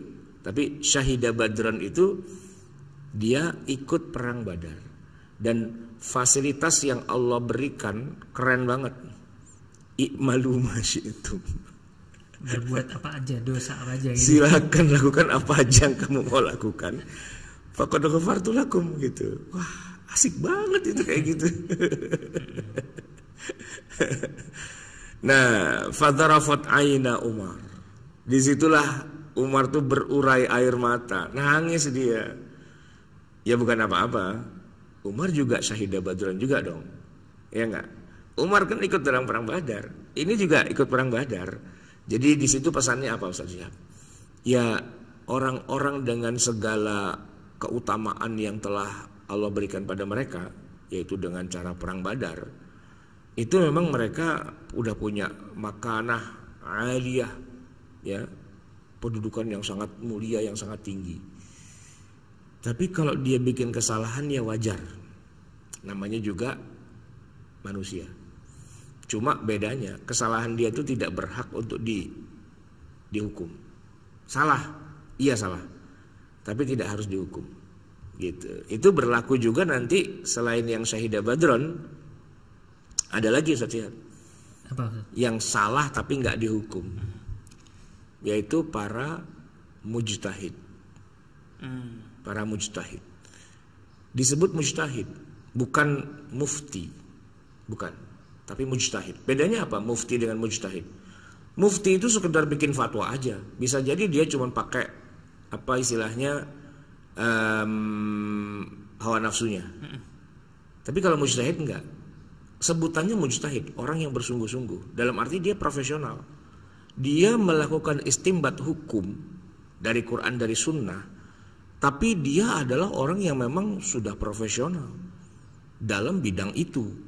Jadi memang dia yang berhak untuk menentukan, sudah menggunakan seluruh potensi yang dia miliki, dan itu adalah potensi yang orang lain nggak punya, cuman dia doang yang punya. Artinya kalau bicara contoh gini ya Ustaz Syihab, ada ibu-ibu mau melahirkan sesar karena bayinya nyungsang gitu. Ya dari satu kampung itu kalau ada dokter spesialis kandungan, ya dialah yang paling berhak karena dia yang pernah belajar tentang ilmu bedah itu kan. Bahwa di situ nanti ada dokter ahli yang usianya lebih tinggi tapi bukan bidang spesial kandungan, ya kan minggir dong. Apalagi dukun beranak, minggirlah gitu kan. Apalagi tukang obat herbal, minggir. Apalagi tukang bekam, minggir. Apalagi tukang ruqyah, minggir. Kenapa? Kalian tuh nggak punya kompetensi dalam masalah membedah perut orang yang mau melahirkan sesar. Yang punya kompetensi adalah ya dokter ahli bedah kandungan, dokter ahli kandungan. Itu yang punya kompetensi kan gitu ya. Nah mujtahid itu kira-kira kayak gitu. Orang yang memang punya kapabilitas di bidang itu. Dan tidak ada lagi orang lain yang punya kemampuan itu. Cuman dia doang. Nah, ketika dokter kandungan itu melakukan operasi bedah sesar, ternyata ada ya istilahnya apa? Human error gitu. Kesalahan yang dilakukan oleh si dokter bedah itu. Ya mungkin ada salah pencet kali, apa ada salah apa gitu ya. Atau salah pegang bayi sehingga bayi palanya rada peyang-peyang dikit gitu. Ini kok bayi palanya peyang? Iya sorry tuh kemarin waktu megang kenyangan gitu. Ya wajar kan, namanya juga manusia. Tapi hanya dia yang memang berhak untuk melakukan. Itu yang dikatakan mujtahid itu. Jadi orang yang memang sudah terpenuhi semua syarat sebagai orang yang melakukan istinbatul ahkam, memang dia istilahnya dokter kandungan, Ya, bahwa kemudian nanti sebagai seorang profesional ada katakanlah human error gitu, ya itu bisa dimaafkan gitu, bisa dimaafkan karena dia pakarnya di situ. Ya udah dimaafin aja gitu kan. Gitu kira-kira Ustaz Syihab. Jadi seorang Hatib bin Abi Balta'ah, dia bukan mujtahid ya, tapi dia contoh orang yang memang dapat privilege dari Allah, ikut perang Badar. Terus kalau bikin kesalahannya insya Allah diampuni lah gitu. Nah Umar begitu juga. Ya, Umar kemudian jadi sadar, oh iya ya, nggak seharusnya sih, nggak semua kesalahan tuh harus dipenggal kepala sih gitu. Kita harus lihat kedudukan orangnya itu apa, ya kan, jasanya bagaimana, kemudian salahnya itu apakah memang dia niatkan untuk bikin kesalahan atau kesalahan yang sifatnya memang di luar dugaannya dia gitu. Maka Nabi itu tidak membunuh si Hatib gitu ya. Maka Umar pun jawab, wa qala Allah wa rasuluhu a'lam. Oh, kalau udah sampai ke level itu ya udahlah, Allah dan Rasulnya yang lebih tahu gitu. Jadi Hatib itu tidak dibunuh, tidak harusnya mati dulu dia. Mati itu setrum kayak apa dia apa? Belum ada listrik. Ya dipenggal lah kepalanya ya. Karena Umar kan ngomongnya gitu jelas banget ya kan. Apa kata Umar? Da'ni ya Rasulullah adribu unuqahu. Izinkan saya ya Rasul, saya sabet lehernya gitu. Disabet di leher pakai pedang. Kan mental, gelinding kepalanya gitu kan. Karena apa? Kata Umar, fa innahu qad khanallah wa rasulahu. Ini orang sudah berkhianat pada Allah dan Rasulnya. Ya, wa qad nafaqa. Dan dia termasuk orang munafik. Tapi oleh Nabi dibela. Dia enggak munafik. Dia ikut perang Badar dan dia dapat fasilitas. Apapun kesalahan yang dia lakukan, Allah akan ampuni. Sudah, kalau gitu selesai masalah. Toh surat juga enggak sempat bocor ke sana. Kan baru dalam perjalanan dan keburu ditangkap gitu wanita itu. Begitu Ustaz Syihab. Intelnya Nabi jadi lebih kuat ya. Udah tingkatannya langit nih ya, Ustaz. Oh iya. Udah level langit ya, udah bukan bumi lagi. Oke. Ya, ini kita sudah menyelesaikan bab 1 dan bab 2 Ustaz. Setelah ini masuk ke bab 3, tapi kita akan teruskan di sesi minggu depan insyaallah. Bagian kedua, penaklukan kota Mekah, prosesnya bagaimana. Nah, ini kita cukupkan sampai di sini materi kita. Kita buka sesi pertanyaan Ustaz. Ya. Silakan para jamaah yang ada di Zoom boleh angkat tangan kalau ada pertanyaan ataupun menuliskan di chat di Zoom-nya. Nanti saya akan bantu baca.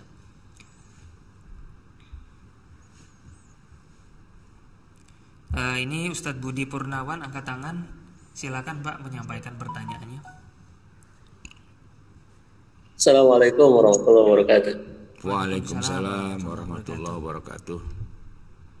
Ya Ustaz, Fatu Mekah itu dalam pengantarnya tadi kan dikatakan bahwa seandainya Rasulullah SAW itu bisa menghabisi semuanya dan bersimbah darah begitu karena memang kekafiran para musyrikin Quraisy itu bisa begitu. Ternyata Nabi nggak melakukan itu gitu. Apakah ada burhan juga dari Allah Subhanahu wa taala sehingga punya strategi gitu untuk ke depannya Ustaz? Itu satu Ustaz. Iya, ini nanti Nabi itu di bagian akhir tuh menyebutkan ana nabiyul marhamah la nabiyul malhamah. Saya ini adalah nabi yang marhamah, yang penuh kasih sayang, bukan nabi yang tukang perang. Malhamah itu kan perang bubat, perang akhir zaman gitu kan. Nah, Nabi itu tidak ke sana arahnya. Jadi kemenangan dakwah Nabi Muhammad itu adalah dengan berhasil berbondong-bondongnya orang membaca 2 kalimat syahadat. Itu kemenangan yang nyata. Fathan mubina itu. Beda dengan nabi-nabi terdahulu. Katakanlah Nabi Musa, menangnya adalah Fir'aun tenggelam. Gitu ya kan. Nabi Nuh menangnya adalah sedunia tenggelam. Cuman dia doang sama perahunya yang masih tersisa gitu kan.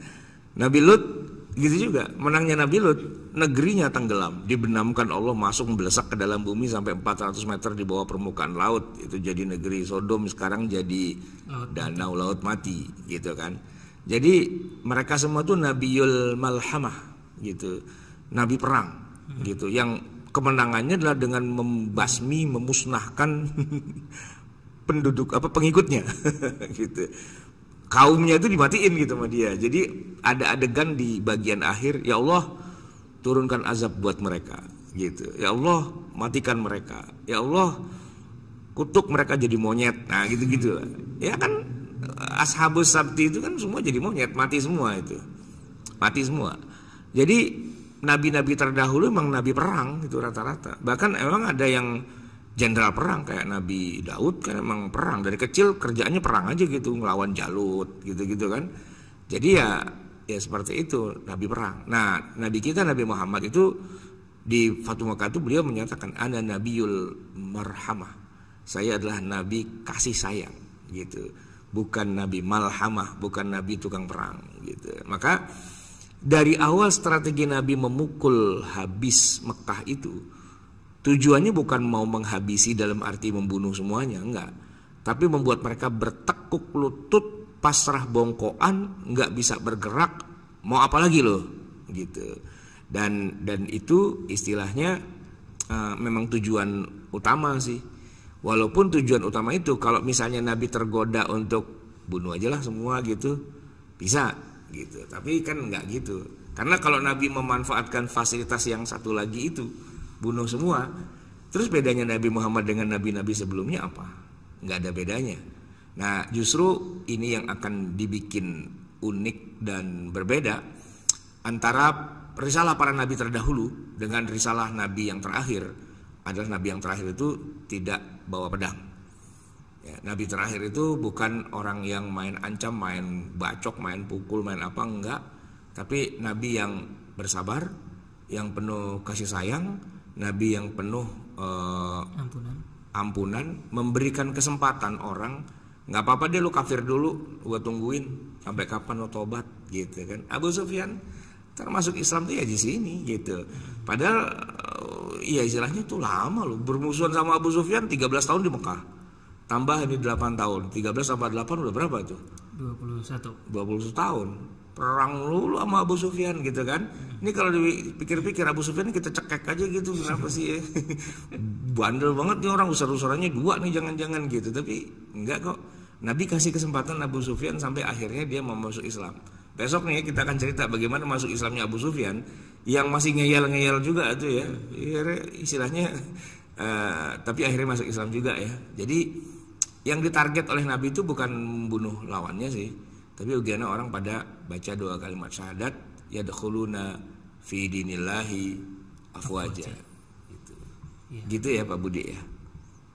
Ya Ustaz, kemudian kan kalau kita lihat sekarang berdakwah itu kan macam-macam orang, dengan kekerasan atau saling menyalahkan, atau juga bisa perang saudara di antara kita. Nah ini apakah memang sunnahnya seperti itu gitu Ustaz? Kalau lihat Nabi kan nggak seperti itu begitu. Ini bagaimana Ustaz? Kita aja. Assalamualaikum warahmatullahi wabarakatuh. Waalaikumsalam warahmatullahi wabarakatuh. Iya, bukan sunnahnya sih ya, sunnatullahnya. Nah gitu, sunnatullahnya. Jadi gini, sebenarnya waktu Nabi memimpin para sahabat dalam Fatu Makkah itu sudah banyak pelajaran. Tapi yang namanya juga manusia, kadang-kadang alfa, kadang-kadang lupa, ya kan? Kadang-kadang ya namanya orang lupa, kadang-kadang suka nggak inget gitu ya. Jadi nanti dalam sejarah para sahabat itu juga akan terjadi juga perang saudara seperti yang dibilang oleh Pak Budi itu. Ada perang Jamal, ada perang Siffin. Di sini Ali bin Abi Thalib, ya kan? Itu adalah khalifah, pemimpin umat Islam yang sah dan resmi. Tapi di sebelah sana itu ada ibunda mukminin Aisyah radhiyallahu anha naik di atas unta, teriak takbir Allahu Akbar untuk membunuh Ali. Dan di sini Ali dan pasukannya teriak takbir Allahu Akbar untuk membunuh mereka. Semuanya sahabat, semuanya min ahlil badr. Kok bisa? Iya nanti ini mata kuliah berikutnya gitu kan, di era sahabat kan kita nih mata kuliah kita nih kan sirah nabawiyah. Kalau mau ditulis nanti ya sirah Khulafaur Rasyidin ya, umat Islam di zaman Abu Bakar, Umar, Utsman, Ali. Nah, ini yang paling seru di zaman Ali itu. Ketika dua pasukan sama-sama muslimin, sama-sama sahabat yang mulia, tapi kemudian mereka saling bertakbir untuk membunuh saudaranya. Kok bisa? Iya bisa, gitu. Kok bisa? Iya bisa. Padahal mereka generasi paling mulia, yang Nabi sendiri mengatakan khairul quruni qarni. Ya, sebaik-baik masa itu masaku. Tsummal ladzina yalunahum, tsummal ladzina yalunahum, baru kemudian masa berikutnya dan masa berikutnya. Masaku, ya masa Nabi masih hidup ya. Oke lah, enggak ada masalah gitu kan. Tapi tsummal ladzina yalunahum, kata Nabi, sesudah itu ada masa berikutnya. Masa berikutnya siapa? Ya para sahabat itu, gitu. Dan para sahabat perang, bunuh-bunuhan, dua momen besar itu, yaitu perang Jamal, perang Siffin. Itu serem juga tuh kalau ngelihat kayak gitu, ya kan? Jadi kalau ditanya apakah ini sunnahnya begitu, iya memang itu sunnatullahnya. Tapi nanti pelajaran apa yang bisa kita ambil di balik dari perangnya para sahabat, itu nanti mungkin menarik ya. Menarik sekali untuk kita ulas gitu, karena ya itu tadi yang dikhawatirkan Pak Budi. Di zaman sekarang kita ini kita melihat pemandangan kayak gitu. Sesama muslim bermusuhan. Sesama muslim saling perang. Sesama muslim berbunuh-bunuhan. Bahkan sesama muslim saling mengkafirkan, menghalalkan darah dan sebagainya. Maka tepat nih kalau kita kembali lagi mempelajari sirah nabawiyah, khususnya Fatu Mekah. Kepada orang kafir saja Nabi nggak mau membunuh gitu. Tapi Nabi lebih mengarahkan bagaimana agar orang itu baca syahadat, ya kan, bukan bagaimana orang itu pada mati gitu. Maka orientasi dakwah kita itu seharusnya ya seperti Nabi dong, yang punya prinsip ana nabiyul marhamah dan nabiyul malhamah. Saya adalah nabi kasih sayang dan bukan nabi perang. Dakwah kita tuh bukan berorientasi yang paling utama kepada perangnya, bukan, tapi kepada orang dapat hidayahnya gitu. Ya, dan itu sederhana sekali. Karena apa? Karena yang jadi target tuh cuma 2 kalimat syahadat doang, Ustaz Syihab. Ya, Nabi itu diperintahkan, kata beliau sendiri, umirtu an uqatilan nasa, saya diperintahkan untuk atau diizinkan untuk membunuh atau berperang melawan manusia, hatta sampai pada saat mereka mengucapkan la ilaha illallah Muhammadur Rasulullah gitu. Hatta yashhadu bi anna la ilaha illallah wa anna Muhammadar Rasulullah. Udah gitu doang. Sampai pada titik itu doang. Tidak sampai kepada memasukkan mereka kepada NU, kepada Muhammadiyah, kepada jamaah tabligh, kepada jamaahnya dia, dan enggak. Dakwah Nabi itu cuma sampai orang baca syahadat dan tidak masuk ke kelompok ormasnya dia. Nah, hari ini orang sudah baca syahadat semua, yang lu ributin apaan? Mau ngajak orang ke ormas lu masing-masing. Kalau nggak masuk ikut kelompoknya terus mau dibilang kafir, mau dibilang fasik, mau dibilang tidak islami, mau dibilang jahiliyah. Itu udah jauh dari dakwahnya Nabi. Dakwah Nabi itu sampai kepada orang tuh masuk Islam, udah gitu aja. Urusan nanti dia jadi orang munafik, orang fasik, orang jahiliyah, orang apa dan sebagainya, Nabi nggak ngeributin. Yang penting Anda sudah masuk Islam. Udah gitu doang sih. Nah, sekarang kita di zaman kita sekarang di Indonesia khususnya, yang orang Islam itu ya kita semua. Tapi yang perang, yang berantem, yang ribut itu semua sesama umat Islam. Gitu. Jadi harusnya sih kita bilang shollu ala nabi. Ya kan? Kalian tuh bersalawatlah pada Nabi. Ingat gitu loh. Kita punya Nabi yang sama. Lu ngapain piting-pitingan sih? Ngapain cekek-cekekan kayak gitu sih?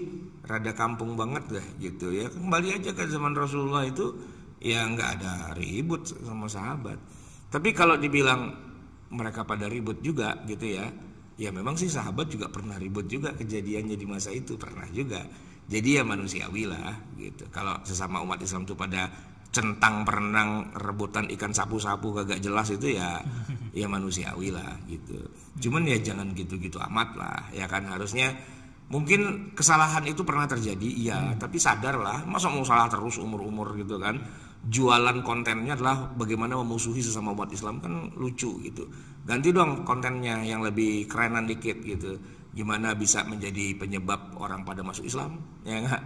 Bagaimana membuat orang pada kagum pada Islam, bagaimana mempersatukan saudara-saudara kita se-Islam, dan seterusnya gitu loh. Ya, kontennya jangan jualan yang dikit-dikit mau ngebunuh sesama umat Islam gitu loh.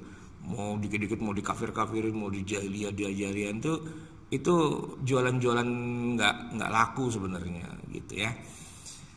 Oke Ustaz Syihab, kita tutup apa masih ada lagi? Ini ada Pak Iwan, mungkin terakhir Ustaz, pertanyaan dari Pak Iwan, angkat tangan ini silakan. Ya silakan Pak Iwan. Ya. Assalamualaikum warahmatullahi wabarakatuh. Waalaikumsalam warahmatullahi wabarakatuh. Tadi menarik Ustadz, disebutkan bahwa ada mengenai itu apa tuh namanya pahlawan Badar yang ditanggung, mendapat imunitas lah oleh Allah Subhanahu Wa Taala. Kita sebenarnya kembali lagi kepada zamannya perang Badar, Ustadz. Ketika pada saat itu kan ada perjanjian di Madinah atau Piagam Madinah.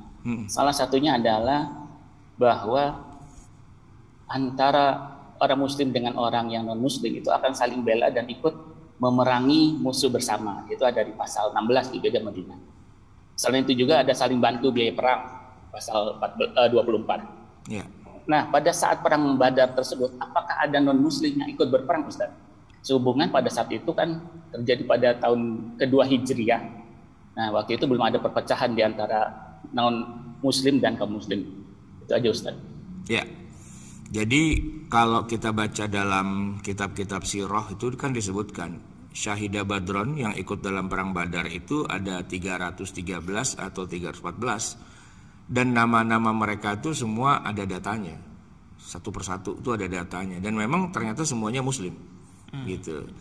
Nah pertanyaannya adalah kan Yahudi harusnya ikut serta juga dong, harusnya sesuai dengan perjanjian di Piagam Madinah. Kenapa kok kita nggak menemukan ada nama Yahudi di dalam prajurit yang perang, gitu ya?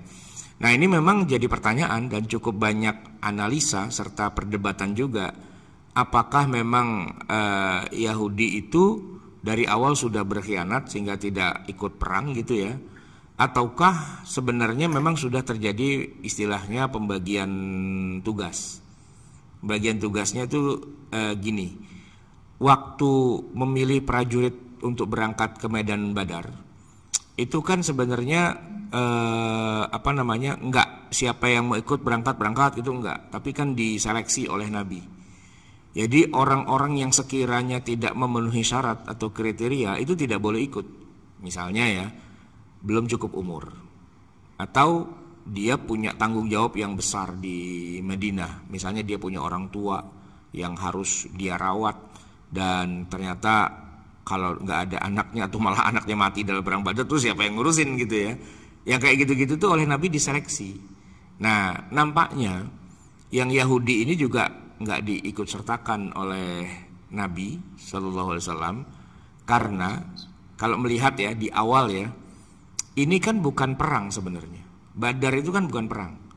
Badar itu adalah operasi semi militer yang tujuannya bukan untuk perang, tapi tujuannya untuk menghadang kafilah dagang yang pulang dari Mekah. Jadi yang berangkat itu sebenarnya orang-orang Mekah gitu sebenarnya, yang ingin meminta kembali hartanya yang telah dirampas oleh orang-orang Mekah. Ketika mereka hijrah itu kan mereka meninggalkan begitu saja tuh kekayaannya, lapaknya segala macam. Nah ini yang kesempatan mau diminta lagi gitu kan. Jadi memang lebih agak spesial ke orang Mekah, walaupun penduduk Madinah itu juga ikut gitu. Ini makanya ini semi militer, semi juga perang yang beneran gitu kan. Nah nampaknya kemudian Yahudi memang tidak diajak karena nggak punya story dengan orang-orang Mekah. Dan dianggap karena ini awalnya bukan perang, Nabi juga cuma mempersiapkan 300-an orang saja. Harusnya itu sudah lebih dari cukup untuk menghadapi kafilah dagang. Kan yang dihadapi bukan prajurit, yang dihadapi kafilah dagang gitu. Kafilah dagang mah 300 orang cukup lah untuk dirampas gitu hartanya gitu kan. Nah cuman kan keadaan tiba-tiba berbalik dan akhirnya Abu Sufyan sebagai pemimpin kafilah dagang itu kemudian minta bantuan ke Mekah. Dari Mekah dikirim pasukan 1000. Nah udah serba salah tuh ya kan, 300 lawan 1000. Nah ini gimana nih, terjadilah perang Badar. Makanya kalau dalam perang Badar tidak ada Yahudi dan sebagainya ya memang bukan perangnya mereka sih gitu ya, satu. Yang kedua kan ada perang lagi tuh, ada perang Uhud gitu. Perang Uhud Yahudi juga nggak ikut karena memang perang Uhud tuh sebenarnya jilid 2-nya perang Badar, sequelnya. Jadi masih dengan tema yang sama, dengan sumber masalah yang sama, cuman mereka tuh menuntut balas. Harusnya kan gini ya, Abu Sufyan pulang nih, naik kafilah dagangnya kan lewat, mau dicegat sama Nabi gitu kan, dengan pasukan semi militer lah, karena mereka bukan tentara sebenarnya, mereka tuh civilian aja, orang sivil yang kemudian dilatih sedikit perang gitulah ya, istilahnya latsar lah, cuma latihan dasar doang gitu ya, banser mungkin gitu ya kalau kita gitu, atau ya ormas lah gitu kira-kira, nggak yang profesional banget itu enggak. Nah dihadang, belum sampai ke hadang udah datang pasukan dari Mekah. Nah pasukan dari Mekah ini bisa dipukul mundur oleh Nabi karena Nabi dibantu oleh malaikat kan gitu ya, maka mereka kalah tuh dalam perang Badar. Kesel kan, nah kita balas dendam, bawa lagi pasukan 3.000 gitu. Jadi perang Uhud itu jilid 2-nya Badar sebenarnya. Maka kalau Yahudi itu istilahnya nggak ikut-ikutan, emang dari awal mereka nggak punya story dengan itu, dan istilahnya Madinah nggak terancam, Madinahnya ya itu nggak terancam. Nah Madinah baru terancam itu justru pada perang Khandaq di tahun ke-5, karena Madinah dikepung gitu, dikepung dengan 10.000 pasukan, dan disitulah Yahudi berkhianat. Makanya habis perang Khandaq, habis tuh Bani Quraidzah itu ya kan. Jadi kalau di Badar dan Uhud Nabi tidak ribut sama orang Yahudi karena Madinah tidak terancam. Sebagai sebuah Madinah itu nggak terancam. Yang terancam adalah para muhajirin sebenarnya gitu. Jadi story-nya story para muhajirin, bukan Madinah secara keseluruhan. Itu saja ya kalau kita perhatikan dalam perang Badar ya, ketika Nabi memajukan para sahabat yang bukan orang Mekah untuk perang tanding, kan ditolak sama pemimpin Mekahnya. Man antum, siapa kalian? Kita nggak punya urusan dengan kalian wahai orang Madinah gitu. Ya Muhammad, akhrij lana, keluarkan untuk kami ya saudara-saudara kami gitu. Maksudnya orang Mekah yang hijrah ke sana gitu. Makanya ketemu tuh Utbah itu berhadapan dengan anaknya dia sendiri dalam perang tanding itu, ya kan? Abu Hudzaifah maju melawan bapaknya gitu. Utbah tuh melawan Hamzah kalau nggak salah, ya kan? Nah anaknya Utbah tuh namanya Walid, itu melawan Ali bin Abi Thalib gitu. Terus satu lagi Syaibah tuh saudaranya Utbah, itu yang melawan Abu Hudzaifah gitu. Jadi itu bapak paman melawan ponakan gitu. Jadi perang Badar gitu. Itu perang saudara sebenarnya itu, ya kan? Nggak ada urusan dengan orang Madinah yang Muslim, yang muhajirin, apalagi dengan orang Yahudi, nggak ada urusan. Jadi Madinah itu tidak terancam gitu. Dalam posisi sebagai kota Madinah itu nggak diancam. Yang terancam adalah personal orangnya, yang mereka juga sebenarnya nggak dalam posisi diancam. Justru mereka yang mengancam. Para sahabat ini yang perang Badar itu yang mengancam Mekah sebenarnya gitu. Dan Mekah kemudian bereaksi berlebihan sampai terjadi perang Badar dan perang Uhud. Nah, pengkhianatan Yahudi itu baru muncul ketika terjadinya perang Khandaq gitu. Karena itu tadi Mekah bersama dengan suku-suku yang ada di padang pasir itu datang mengepung Mekah gitu, dan itu atas kerjasama dengan Yahudi, dibocorin apa segala macam. Nah baru kita kepruk kepalanya Yahudi itu di tahun ke-5 ya, bukan di tahun pertama atau kedua. Belum terjadi pengkhianatan yang ada kesempatan berpeluang untuk berkhianat di awal-awal. Kurang lebih begitu analisanya, tapi pastinya ada banyak analisa yang lain ya. Wallahu a'lam bishawab. Itu yang mungkin bisa dari saya menyampaikan sedikit sekelumit lah gitu ya. Ustadz, kemudian di dalam sejarahnya apakah ada Nabi itu dibantu perang oleh non Muslim, Ustadz? Maksudnya waktu lagi perangnya gitu ya? Betul. Pernahkah ada sejarah itu Rasulullah itu dibantu oleh orang non Muslim dalam berperang? Kalau perang secara ya, karena begini ya. Hampir semua peperangan Nabi itu kan istilahnya perang yang sifatnya itu agama dan spesifik gitu. Lawannya siapa gitu. Yang secara keseluruhan membela tanah air itu cuman yang perang Khandaq aja. Karena kan posisinya kan dikepung. Nah kalau dikepung kan berarti satu wilayah itu semua mengalami sesuatu yang berbahaya gitu kan. Posisinya tuh dipojokkan gitu. Sedangkan hampir semua peperangan Nabi itu kan sifatnya Nabi itu berangkat keluar menghadapi satu kaum tertentu. Nah kalau kita lihat di dalam data itu kita nggak melihat ada orang kafir yang ikut dalam perang itu, karena alasannya adalah ini perang khusus kelompok tertentu lawan kelompok tertentu gitu. Bukan perang bela tanah air gitu istilahnya. Bukan perang bela tanah air. Yang perang bela tanah air itu yang Khandaq itu aja. Karena tanah airnya, karena wilayah Madinah itu kan ada Islam, ada Yahudi dan sebagainya, itu yang mau diserbu gitu. Tapi dalam hal itu juga Nabi dikhianati sebenarnya. Jadi kalau kita lihat perang kayak perang abis Khandaq kan nanti ada Khaybar, ya kan? Nah kita ambil contoh perang Khaybar. Itu kan perang Nabi lawan Yahudi kan? Ya nggak mungkin dong orang Yahudinya ada ikut di situ. Maksudnya ikut dalam barisannya Nabi kan nggak mungkin. Karena biar bagaimanapun ya misalnya ada Yahudi yang non Khaybar gitu ya, Yahudi Madinah, ya dia nggak ikut lah gitu. Karena biasanya Nabi juga menseleksi peperangannya itu gitu. Jadi di zaman Nabi itu hampir dikatakan nyaris tidak ada peperangan yang sifatnya istilahnya membela tanah air gitu, membela wilayah. Perang itu kebanyakan adalah perang yang sifatnya kelompok lawan kelompok gitu. Nah kelompoknya biasanya spesifik, ini Islam, itu Yahudi, ini Islam, itu musyrikin Mekah gitu, spesifik begitu. Bukan misalnya di Mekah ada orang Islam, lalu orang Islamnya perang juga melawan Madinah, yang di Madinah ada orang Islamnya, jadi perang Islam dengan Islam. Itu nggak terjadi kalau di masa Nabi itu.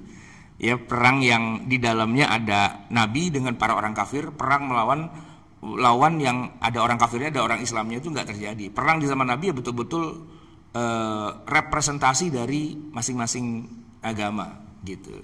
Jadi nggak perang bersama-sama. Tapi kalau perjanjian Piagam Madinah itu kan bukan perjanjian untuk perang bersama, itu enggak, tapi mempertahankan teritori Madinah.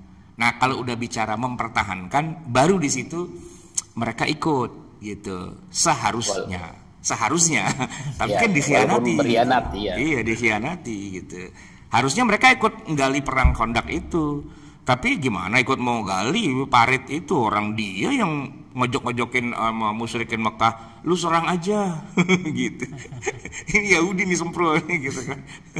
Ya itu udah tahun kelima sih, emang Yahudi udah gerah dia kan. Harusnya Yahudi yang berkuasa di Madinah, gara-gara Nabi datang, kesempatan mereka untuk jadi penguasa jadi luntur gitu. Akhirnya mereka nggak bisa ngelawan secara langsung, ya lewat jalan belakang, dan ketahuan belangnya ketika terjadi perang Khandaq itu gitu sih. Baik Ustadz, makasih atas jawabannya Ustadz. Ya.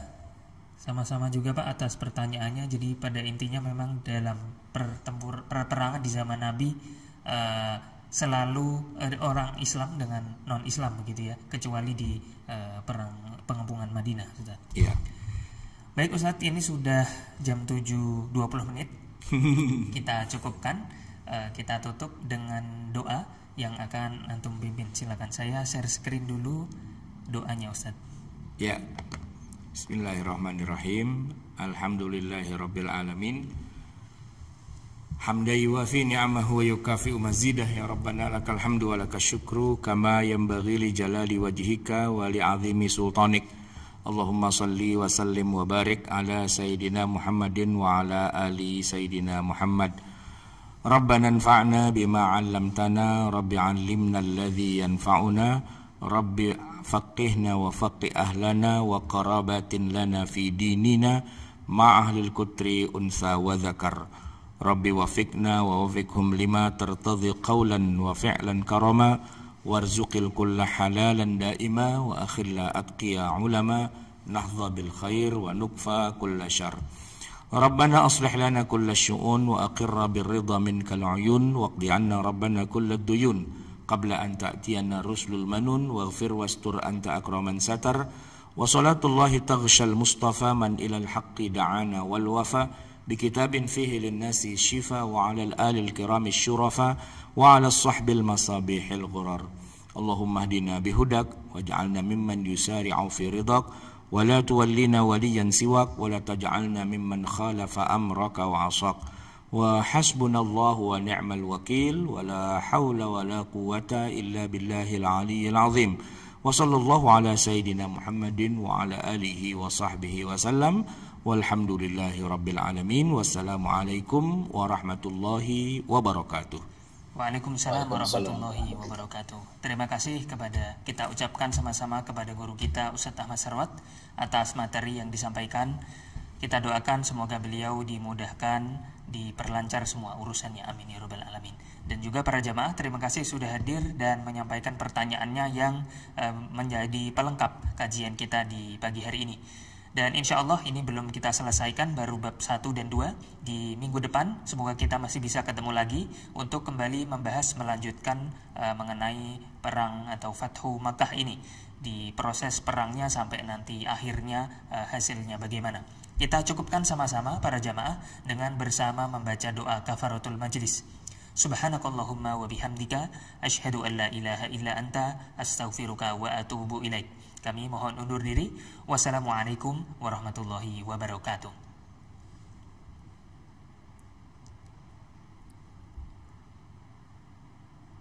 Salurkan infak terbaik Anda untuk Rumah Fikih Indonesia melalui Bank Syariah Indonesia dengan rekening 3353158410 dan juga Bank Muamalah dengan rekening 36006321. Keduanya merupakan rekening resmi Rumah Fikih Indonesia atas nama Aini Aryani.